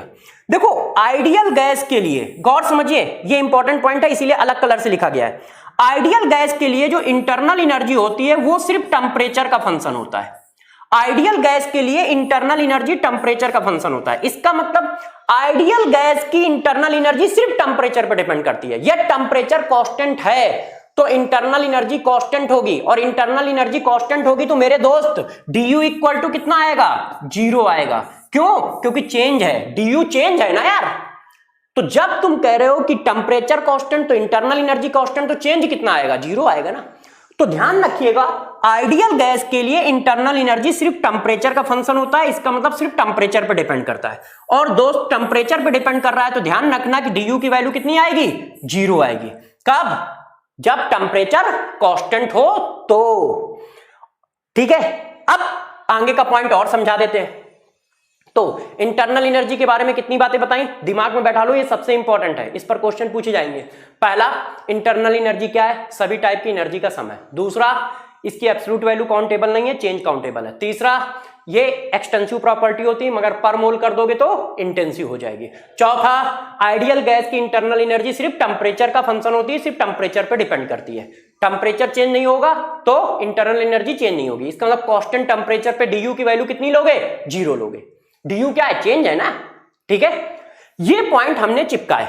और एक पॉइंट और, क्या, इंटरनल एनर्जी स्टेट फंक्शन है। मैंने बताया था यार सारी जितनी भी तुम चीजें जानते हो वो सब स्टेट ही फंक्शन है, वर्क और हीट को छोड़ दो। जनरली बाकी जितने भी टर्म तुम्हें यूज करने हैं वो सब स्टेट फंक्शन ही है। अब यार जरा देखो, अब दोस्तों हम लोग पहुंच गए हैं कहां पर, फर्स्ट लॉ ऑफ थर्मोडायनेमिक्स में। थ्योरी चलते चलते अब उस जगह पे पहुंच रही है जहां से हमें क्वेश्चन करना स्टार्ट कर देंगे। तो चलिए अब बात करते हैं फर्स्ट लॉ ऑफ थर्मोडायनेमिक्स।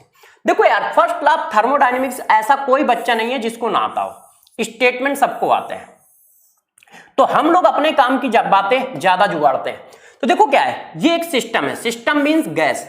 जब भी हम सिस्टम की बात करें तो तुम गैस ही लेना, क्योंकि केमिस्ट्री में सिर्फ गैस पर बात चलती है, ठीक है। फिजिक्स में लिक्विड भी यूज किया जा सकता है और लिक्विड किया जाता है, मगर आप केमिस्ट्री की जब बात चले तो गैस ही समझो।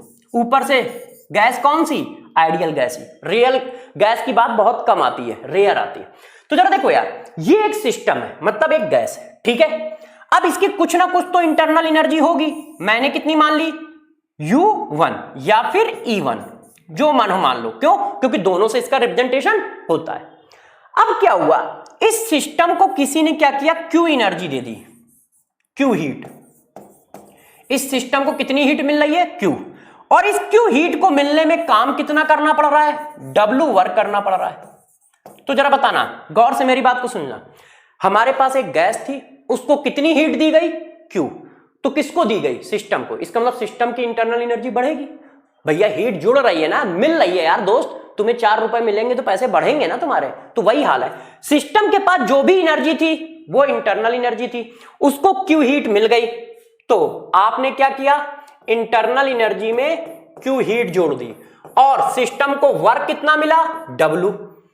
अब बताओ ये सब मिलके टोटल इंटरनल एनर्जी कितनी हो गई, अब E2।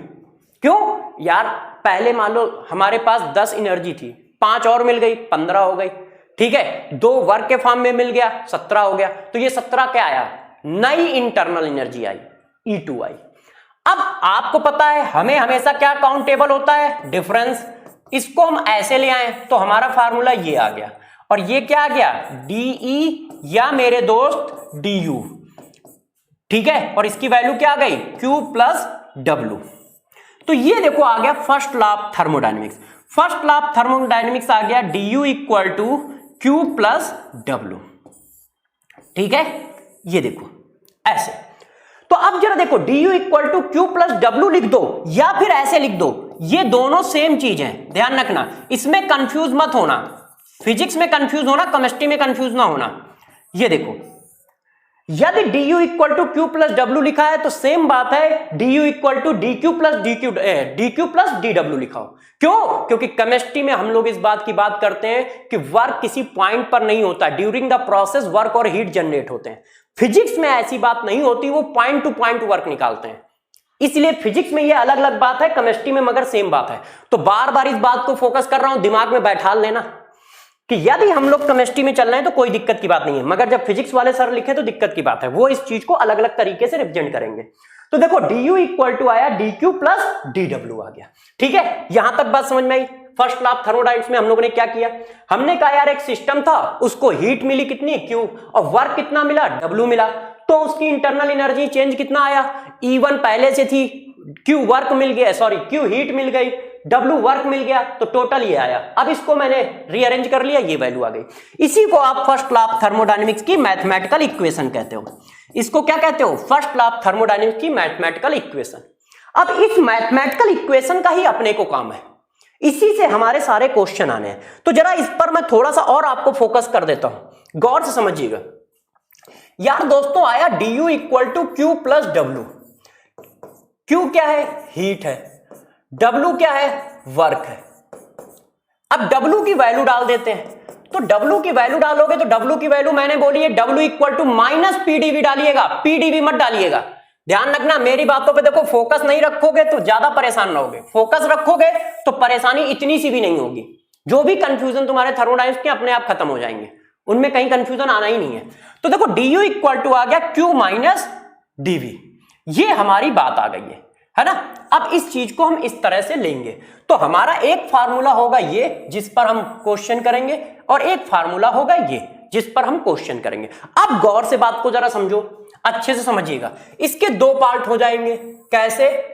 आप सभी बच्चों को पता है कि वर्क दो तरह से काउंट होता है, work done on the system और work done by the system, है कि नहीं? Work done by the system. अब मेरे दोस्त बताओ कि दोनों सिचुएशन में ये इक्वेशन अपने को कैसे रीअरेंज करेगी। तो जरा देखो, हमारा फार्मूला ये है, इस फार्मूले को थोड़ा सा कहो तो आप चेंज कर दूं, थोड़ा सा और एक्सप्लेन कर देते हैं। तो ये आ गया Q माइनस P और V final minus V initial लिख लिया। अब बताओ कब कब क्या इक्वेशन आएगी।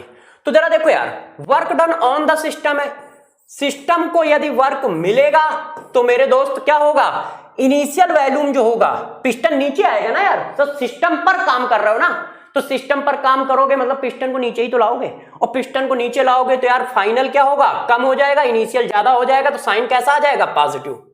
तो वर्क का साइन कैसा आ गया, पॉजिटिव। या तो ये लिख लो या फिर ये लिख लो, यहां पे वैल्यू पॉजिटिव आएगी क्योंकि ये वैल्यू क्या है, निगेटिव। ठीक है, ऐसे।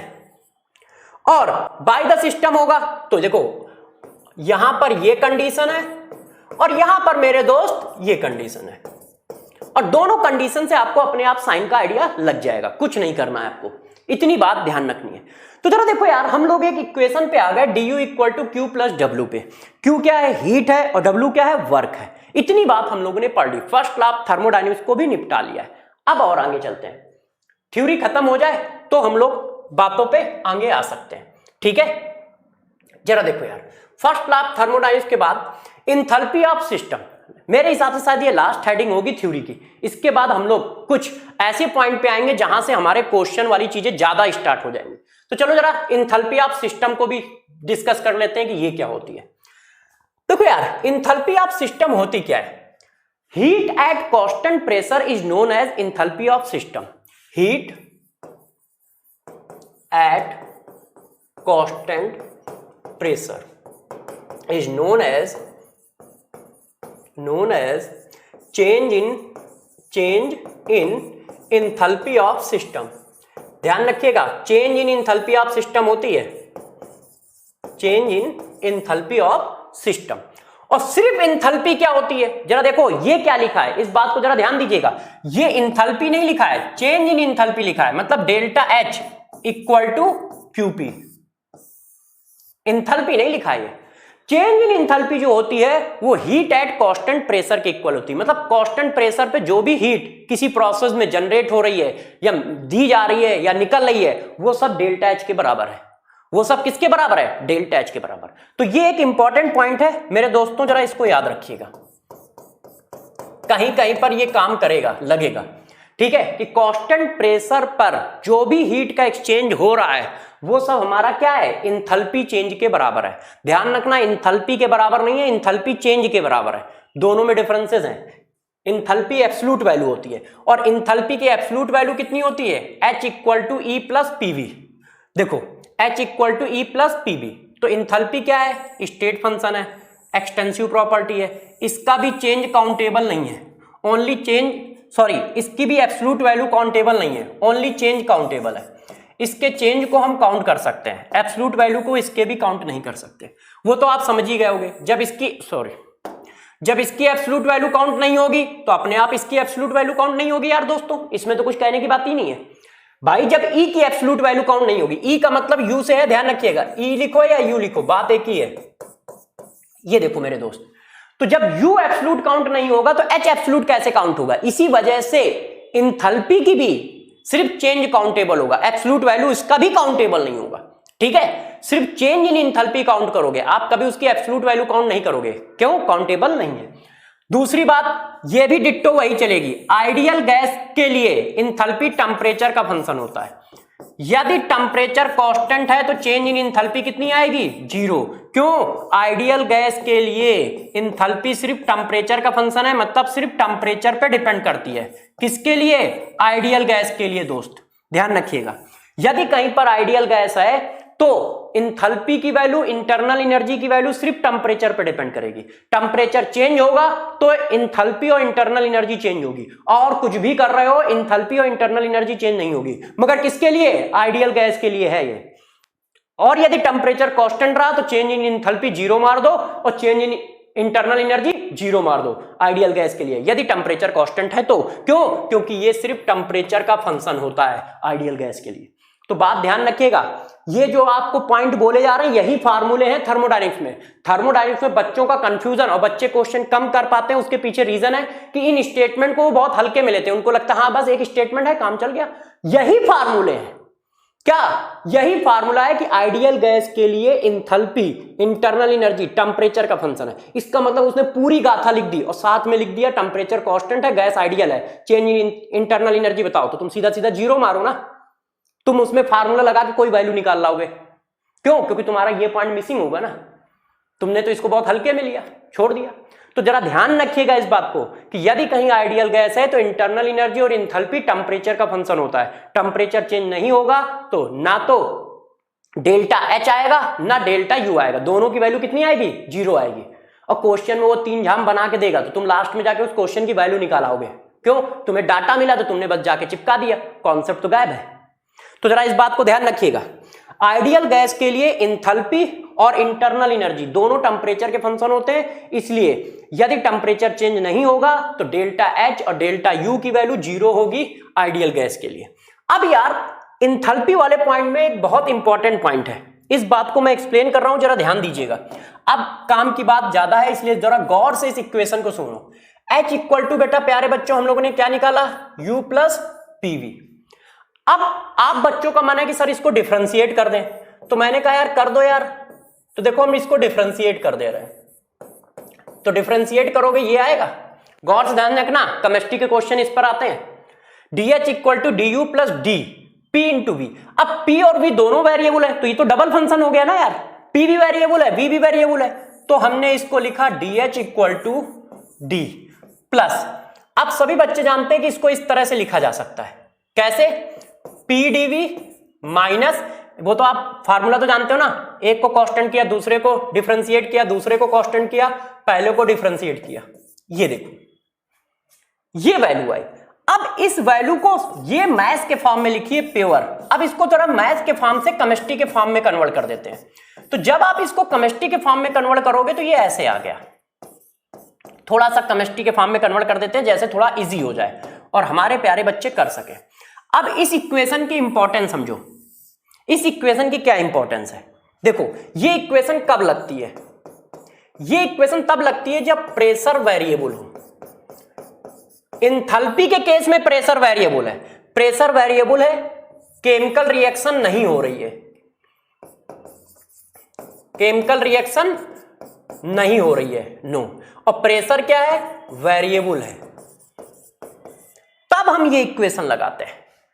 प्रेशर वेरिएबल है, वॉल्यूम वेरिएबल है, टेम्परेचर वेरिएबल है, तब इक्वेशन ये, टेम्परेचर भी वेरिएबल है और वॉल्यूम भी वेरिएबल है, तब आप ये इक्वेशन लगाते हो और केमिकल रिएक्शन ना हो रही हो, ये वाली। और ये इक्वेशन आपको रेयर लगाने को मिलती है। अब गौर से एक एक बात को समझते जाइएगा। मगर इंथैल्पी का टर्म जो होता है, गौर सुनिए, इंथैल्पी का टर्म कांस्टेंट प्रेशर पे पढ़ा जाता है। तो जरा देखना, एट कांस्टेंट प्रेशर, जब मेरे दोस्तों कांस्टेंट प्रेशर कर दोगे, प्रेशर को तुमने क्या कर दिया, कांस्टेंट, और कोई केमिकल रिएक्शन भी नहीं हो रही है, कोई केमिकल रिएक्शन भी नहीं हो रही है, तो जरा देखना यही इक्वेशन कैसे चेंज हो जाएगी। यहां से डायरेक्ट यहां लिखी जा रही है, ये बीच का छोड़ा जा रहा है, DH इक्वल टू, गौर समझिएगा, DU। यदि कांस्टेंट प्रेशर है तो ये तो बाहर आ जाएगा ना, तो फार्मूला क्या आ जाएगा, DP। आप लोग ये फार्मूला पढ़ते हो, आप सभी बच्चों ने ये फार्मूला पढ़ा है कि DH equal to DU plus PdV होता है, पढ़ा है ना भैया। ये फार्मूला कांस्टेंट प्रेशर पे होता है। यदि प्रेशर भी वेरिएबल है सिस्टम का तो ये फार्मूला होगा, ध्यान रखिएगा। इस पर क्वेश्चन आ चुका है 2 बार, तो बच्चों को समझ ही नहीं आता है कि उसको करे कैसे, इससे करोगे। तो गौर समझिए, ये जो फार्मूला है DH equal to DU plus PdV, ये तब लगता है जब सिस्टम पूरा काम, जो भी काम हुआ है उसमें प्रेशर चेंज नहीं हुआ है। यदि दोस्तों प्रेशर चेंज हुआ है तो ये फार्मूला नहीं लगेगा, फिर ये ऊपर वाला लगेगा। ये बारीक का पॉइंट है, मतलब एक थोड़ा सा कॉन्सेप्ट है, ध्यान रखिएगा। जब भी इस पर क्वेश्चन आता है तो बच्चे फैल जाते हैं, क्योंकि उनको ये फार्मूला याद होता है, ये तो पता ही नहीं होता है, वो इसको लगाते हैं हमेशा। तो ये फार्मूला कांस्टेंट प्रेशर पे चलता है, ध्यान रखिएगा। क्या, DH equal to DU plus PdV। ये देखो, ये सिचुएशन ये, जब प्रेशर भी वेरिएबल होगा तो फिर ये वाला लगेगा, ठीक है। इसको इस तरह से करोगे, प्रेशर कांस्टेंट रखा तो P बाहर आ जाएगा, DV का सिर्फ डिफरेंशियल होगा, ये यहां जाएगा। मगर यदि प्रेशर भी वेरिएबल है तो ये आएगा। इस चीज का मतलब ये होता है। इतनी बात समझ गए, कहानी को और आगे बढ़ाएं, ठीक है, क्योंकि इसके फार्मूले इंपॉर्टेंट है, क्वेश्चन में आते हैं। अब जरा मेरी बात को समझना, ये लिखा है, इसी को मैं फिर चेंज कर रहा हूं क्योंकि ये इंपॉर्टेंट इक्वेशन है, गौर से समझिएगा। यार हमारी इक्वेशन दोस्त निकल के ये आई है, हमारी इक्वेशन दोस्त निकल के क्या आई है, ये ऐसी तो आई है, एट कांस्टेंट प्रेशर, और साथ में क्या हो रहा है, केमिकल रिएक्शन नहीं हो रही है, केमिकल रिएक्शन नहीं हो रही है, नो रिएक्शन, है ना। अब इस इक्वेशन को 2 पार्ट में और कन्वर्ट किया जा सकता है, गौर से समझिएगा कब कब कन्वर्ट किया जा सकता है। इस इक्वेशन को हम 2 पार्ट में और कन्वर्ट कर सकते हैं। कैसे, एक हम लिख सकते हैं DH इक्वल टू DU, ध्यान दीजिएगा आप लोग, NRDT। किसी ने कहा ऐसा कैसे लिख दिया सर आपने, तो जरा देखो, PdV इक्वल टू किसके बराबर होगा, PV इक्वल टू NRT होता है ना यार दोस्त, देखो ध्यान दीजिएगा, PV इक्वल टू क्या होता है, NRT होता है। अब तुमने वॉल्यूम में चेंज कर दिया, तो दोस्त वॉल्यूम में चेंज करोगे, रिएक्शन नहीं हो रही है तो मोल चेंज होंगे नहीं, R वैसे ही कांस्टेंट है, तो फिर चेंज क्या होगा, फिर सिंपल सी बात है, चेंज क्या होगा, T होगा ना यार। बात समझ पाए यार, जब तुम वॉल्यूम में चेंज कर दोगे तो वॉल्यूम में चेंज करोगे तो उधर भी तो कुछ चेंज होगा, रिएक्शन हो रही नहीं है तो मोल कैसे चेंज होंगे, R वैसे ही कांस्टेंट है तो इसका मतलब T में चेंज हो रहा होगा, तो हम PdV इक्वल टू NRDT लिख सकते हैं।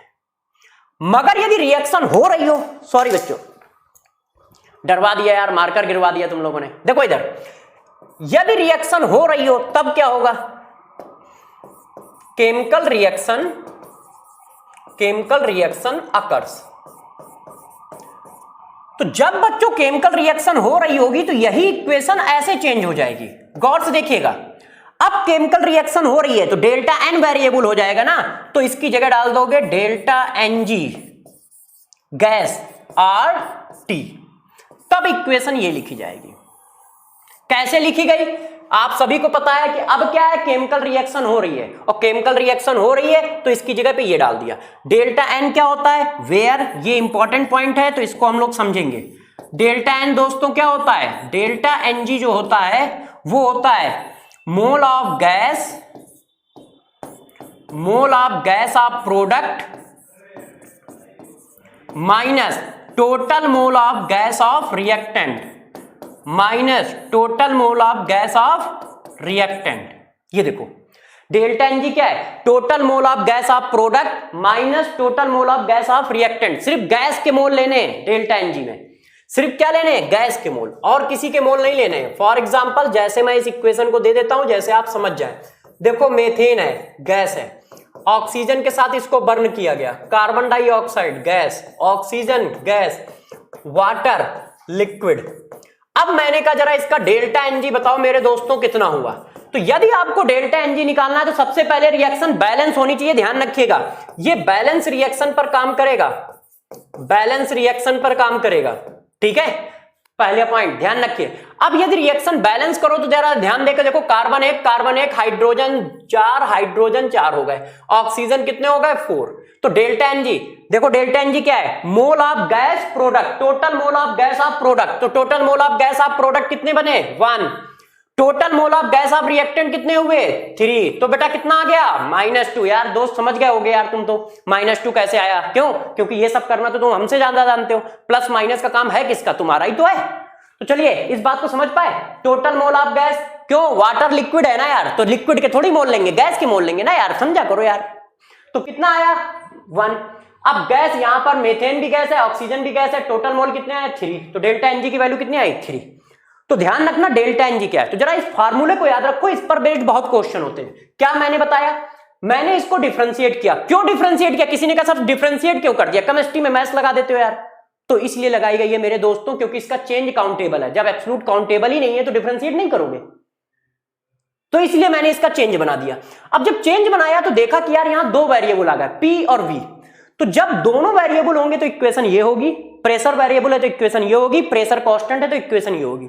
इसी इक्वेशन को मैंने फर्दर चेंज कर दिया, किसके टर्म में, इस इक्वेशन को मैंने चेंज कर दिया टी के टर्म में, और जब रिएक्शन हो रही हो टी के टर्म में, टेम्परेचर के टर्म में ये चेंज किया, और यदि केमिकल रिएक्शन हो रही है तो ये इक्वेशन ऐसे चेंज होती है। अब इस इक्वेशन के 3 केस आ जाते हैं। बच्चों ने कहा सर इक्वेशन में तो 3 केस है। मैंने कहा कैसे 3 केस है, तो बच्चों ने कहा सर आप इसको ऐसा लिखना नहीं पसंद करोगे। मैंने कहा यार तुम लोग कहोगे तो लिख ही देंगे, ऐसी क्या बात है। जरा देखो केस नंबर 1, केस नंबर 1 क्या है, यदि डेल्टा एनजी की वैल्यू 0 हो, मतलब number of mole of product minus number of mole of reactant कितने हैं, बराबर हैं, तो 0 आएगा।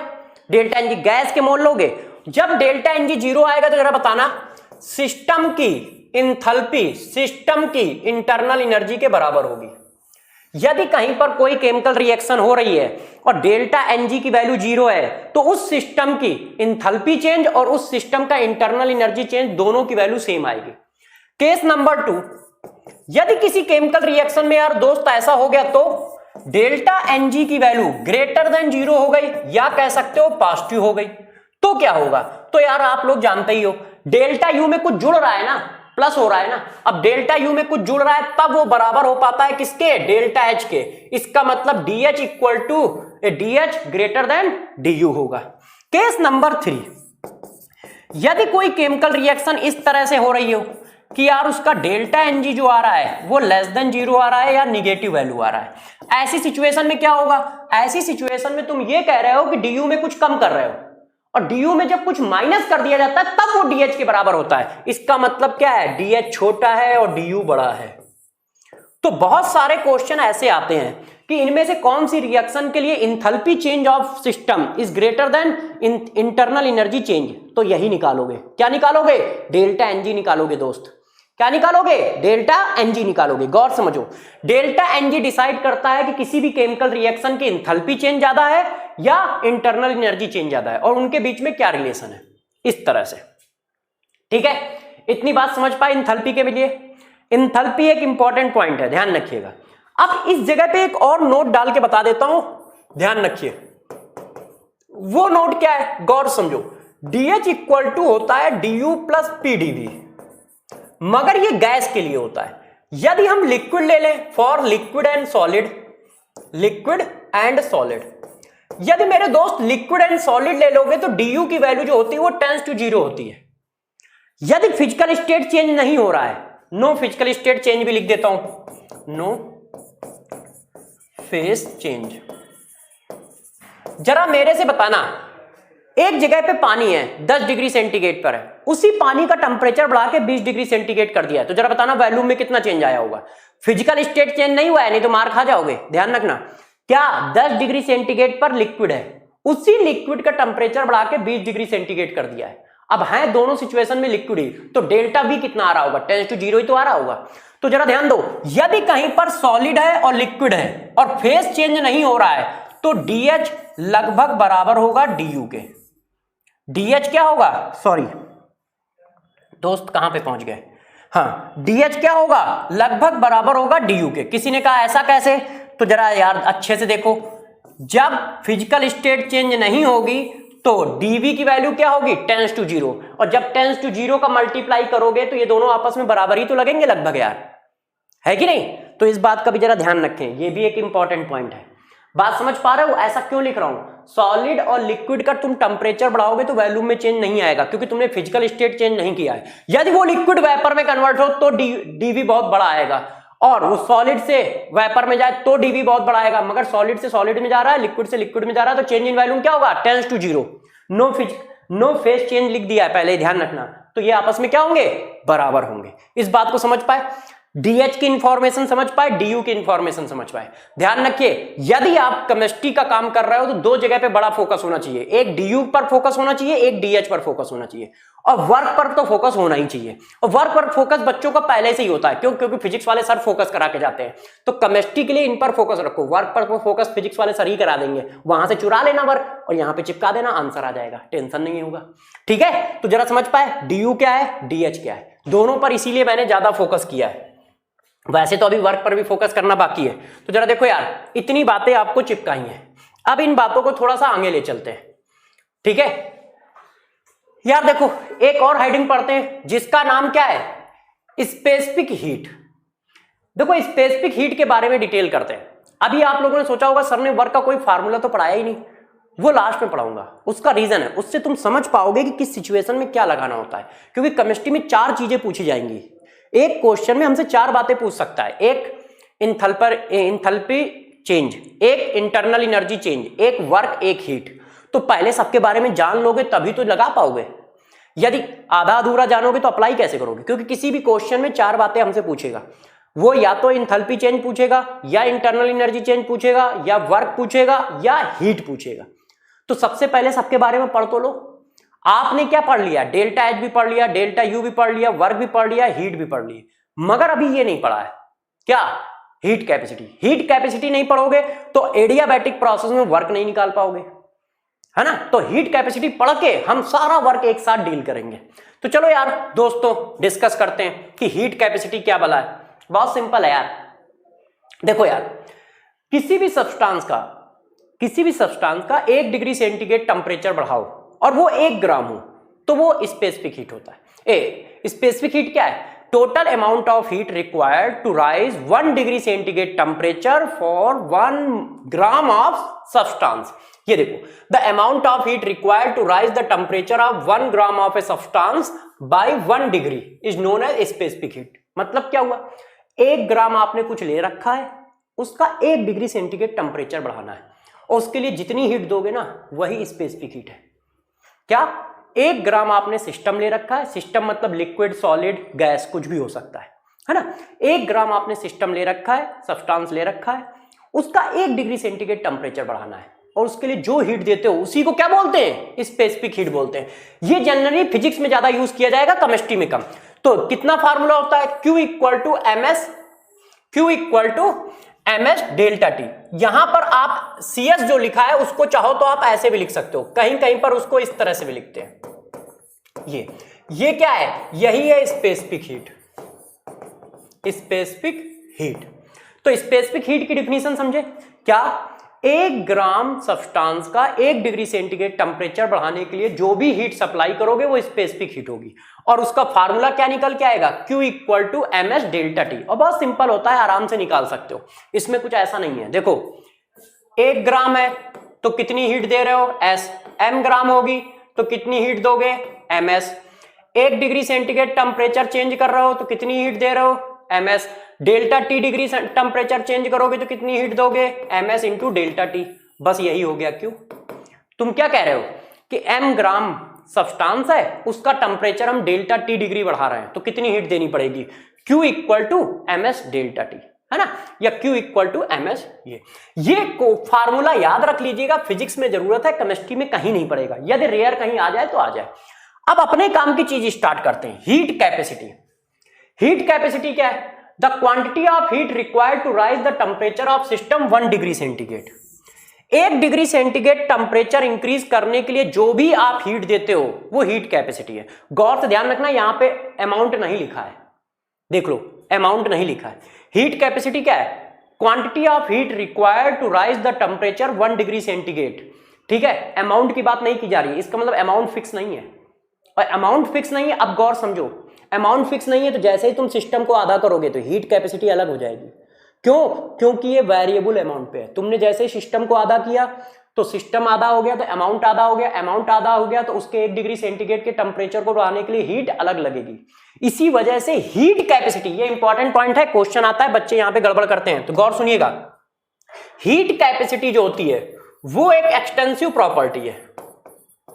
हीट कैपेसिटी क्या है, एक्सटेंसिव प्रॉपर्टी है। क्यों एक्सटेंसिव है, क्योंकि ये अमाउंट पे डिपेंड नहीं कर रही। पर ग्राम पर मोल ऐसा तो कुछ लिखा नहीं है कि यार पर ग्राम पर मोल काउंट हुई है। उसने तो ये कहा गया है कि 10 ग्राम गैस है, उसका तुमने 1 डिग्री सेंटीग्रेड टेम्परेचर बढ़ाया, जो हीट दी वो हीट कैपेसिटी हो गई।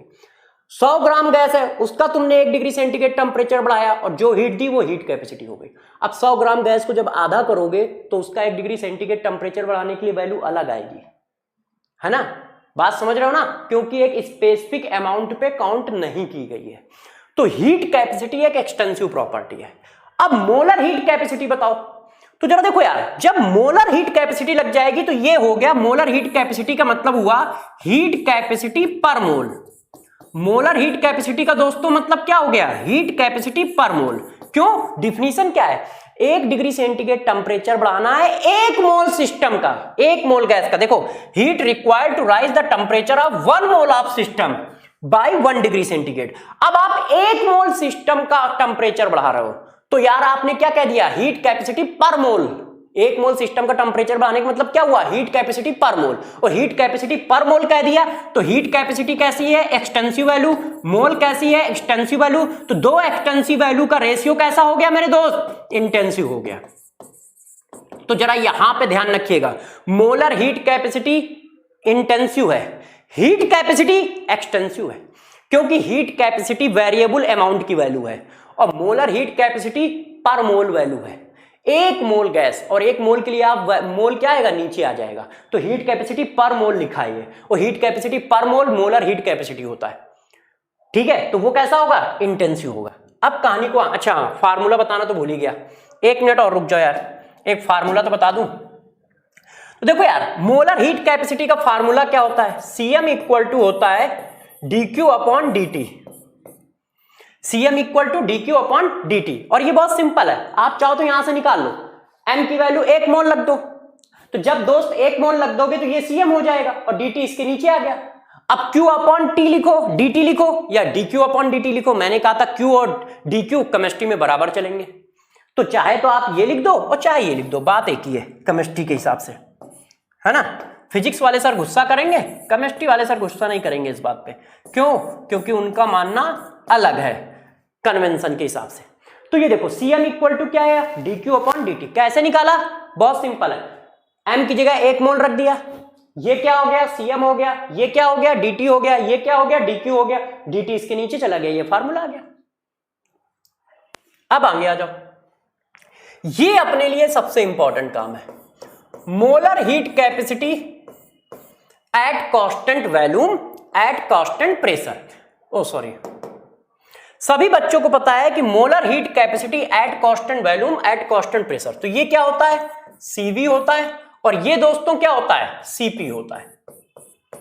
अब ये क्या होते हैं, तो सिंपल सी बात है, molar heat capacity at constant volume मतलब 1 मोल गैस का टेम्परेचर 1 डिग्री सेंटीग्रेड बढ़ाना है, मगर वॉल्यूम कैसा होना चाहिए, कांस्टेंट, ये कहा जा रहा है। ये देखो, heat required to raise the temperature of 1 mole of a system by 1 degree at constant volume. हमें 1 degree centigrade temperature 1 mole gas का बढ़ाना है, ठीक है, और कितना हुआ है, 1 मोल गैस का टेम्परेचर 1 डिग्री सेंटीग्रेड बढ़ाना है, कांस्टेंट वॉल्यूम पे बढ़ाना है, तो वो क्या होता है, CV होता है।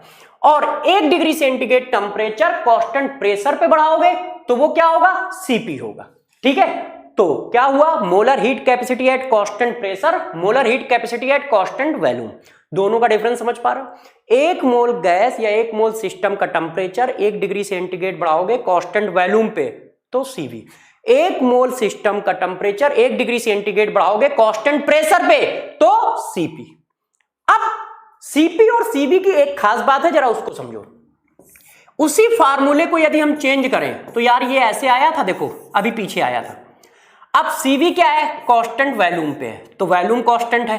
अब इस चीज को किसी बच्चे ने ऐसे लिख लिया तो किसी बच्चे को बुरा थोड़ी लगेगा है, और फॉर किसके लिए, 1 मोल के लिए। बताओ कोई बच्चा बुरा मानने वाला है, ऐसा लिख दूंगा तो नहीं मानोगे ना यार, क्यों, क्योंकि वॉल्यूम कांस्टेंट है, तो वॉल्यूम कांस्टेंट है तो नीचे भी लिख सकते हैं ना कि भैया ये कांस्टेंट वॉल्यूम पे लिखा गया है। और जब दोस्तों कांस्टेंट वॉल्यूम पे लिखा गया है तो गौर से अब मेरी बात सुनना, हीट एट कांस्टेंट वॉल्यूम जो होती है वो DU होती है, तो ये फार्मूला ऐसा आ जाता है फॉर 1 मोल। किसी बच्चे ने कहा सर आपने ऐसे कैसे लिख दिया, हम तो दुखी हो गए, तो दुखी मत हो यार, मैं बोल देता हूं क्या, internal energy heat at constant volume is known as क्या, इंटरनल एनर्जी, इंटरनल एनर्जी। तो ये देखो, तो ये यार हीट कहां की है, कांस्टेंट वॉल्यूम की तो हीट है। ये देखो तुमने लिख रखा है कि जो मैं हीट दूंगा वो कांस्टेंट वॉल्यूम पे दूंगा, तो यार तुम जब कांस्टेंट वॉल्यूम पे हीट दोगे तो उस हीट को हम क्या लिख सकते हैं, DU लिख सकते हैं, क्योंकि ये डिफिनीशन होती है। तो यार यहां पर 1 मोल के लिए इतना है, तो हम इसको ऐसे लिख दें, DU equal to CV, sorry DU equal to क्या लिख दें, CVDT फॉर 1 मोल। लिख सकते हैं कि नहीं लिख सकते? तो जरा देखो यार, इस बात को और आगे बढ़ा दें, तो यार यदि N मोल के लिए किसी ने पूछ लिया तो DU इक्वल टू आ गया NCVDT फॉर N मोल। यह बात सही है कि नहीं? तो ये एक फार्मूला आ गया, इसको आप अच्छे से ध्यान रखो। अब हम पीछे वापस आते हैं, इसको भी तो डिफाइन करना है। Heat required to raise the temperature of 1 mole of system by 1 degree centigrade at constant pressure. Constant pressure पे तुमने क्या किया है, 1 डिग्री सेंटीग्रेड टेम्परेचर बढ़ाया है 1 मोल गैस का। तो यार इसको क्या हुआ, CP equal to dQ upon dt at constant pressure. Constant pressure को हमने ऐसे लिख दिया तो किसी बच्चे को बुरा थोड़ी लगेगा। और कांस्टेंट प्रेशर पे जो हीट होती है उसको क्या बोलते हैं, इंथैल्पी चेंज। अभी पीछे पढ़ा के आया हूं, गड़बड़ मत कर देना। कांस्टेंट प्रेशर पे जो हीट होती है उसको इंथैल्पी चेंज बोलते हैं, कांस्टेंट वॉल्यूम पे जो हीट होती है उसको इंटरनल एनर्जी चेंज बोलते हैं। तो यहां से एक और फार्मूला आ गया, DH equal to CV dt for 1 mole. और यदि N मोल के लिए बोला जाए तो मेरे दोस्त क्या हो जाएगा, DH equal to N CV dt for N mole. तो किसके लिए हो गया, N मोल के लिए हो गया। ठीक है, अब इसी बात को थोड़ा सा और आगे ले चलते हैं। आप सभी बच्चों ने एक बात पढ़ी होगी कि CP minus CV equal to R होता है। तो मैं डायरेक्ट लिख देता हूं, आप चाहें तो इसको आराम से निकाल भी सकते हैं। कैसे निकाल सकते हैं, आप इस फार्मूले को बस माइनस कर देना, आंसर आ जाएगा। तो उसके फार्मूले का हमें जरूरत नहीं है। तो ये देखो, CP minus CV equal to R होता है। R क्या है, R क्या है, CP minus CV equal to R। R क्या है, गैस कांस्टेंट है। और ये जो गैस कांस्टेंट की वैल्यू है, रियलिटी में ये एक वर्क है। वर्क क्या है, गौर से मेरी बात को आप समझिएगा, इस जगह पे एक पॉइंट डिस्कस करने जा रहा हूं, ठीक है, वो लास्ट पॉइंट है, गौर से ध्यान दीजिएगा। आर मेरे दोस्तों क्या होता है, इस बात को जरा समझना, ठीक है। आपने क्या किया, प्रेशर कांस्टेंट रखते हुए 1 डिग्री सेंटीग्रेड टेम्परेचर बढ़ाना है, तो मेरे दोस्त जरा बताओ, तुम टेम्परेचर बढ़ाओगे तो काइनेटिक एनर्जी बढ़ेगी, काइनेटिक एनर्जी बढ़ेगी तो कोलिजन बढ़ेंगी, कोलिजन बढ़ेगा तो प्रेशर बढ़ेगा, और तुम्हें प्रेशर कांस्टेंट रखना है, तो कैसे हो सकता है? एक ही रास्ता है कि जब तुम टेम्परेचर बढ़ाओगे तो क्या करो, आप वॉल्यूम एक्सपेंड करा दो, कंटेनर को बड़ा कर दो। यदि कंटेनर बड़ा होगा तो वॉल्यूम बढ़ जाएगा, वॉल्यूम बढ़ जाएगा तो प्रेशर कांस्टेंट रह पाएगा, है। तो जो आर है, आर क्या काम करता है, CP minus CV equal to जो आर है, ये वैल्यू है, value of work done by, ठीक है, expansion of gas during 1 degree change temperature at constant pressure. तो आर जो है वो एक वर्क डन की वैल्यू निकल के आई है कि जब 1 डिग्री सेंटीग्रेड टेम्परेचर बढ़ाओगे प्रेशर को कांस्टेंट रखते हुए, तो यार वॉल को धक्का मार के वॉल्यूम कौन बढ़ाएगा, तो वॉल को धक्का मार के जो तुम वॉल्यूम बढ़ा रहे हो, तो उस वॉल को धक्का मारने में किया गया काम है यार। तो फार्मूले के फॉर्म में तो ठीक है, CP minus CV equal to R है, मगर आर वर्क डन है। कौन सा वर्क डन है, वॉल्यूम, वॉल को धक्का मारकर बढ़ाया गया वर्क डन है, उसकी वैल्यू ये है, ठीक है। तो इसको ध्यान रखिएगा, CP minus CV equal to R for 1 mole. अब देखो यार, नेक्स्ट क्लास में हम लोग इसी के बाद की बातें स्टार्ट करेंगे। आज के लिए इतना ही करते हैं, ठीक है, क्योंकि शायद टाइम बहुत हो गया है, जोश जोश में हम लोग बहुत आगे निकल गए। तो नेक्स्ट क्लास में बात करेंगे, बचा हुआ टॉपिक कंप्लीट करेंगे। तो उड़ गए।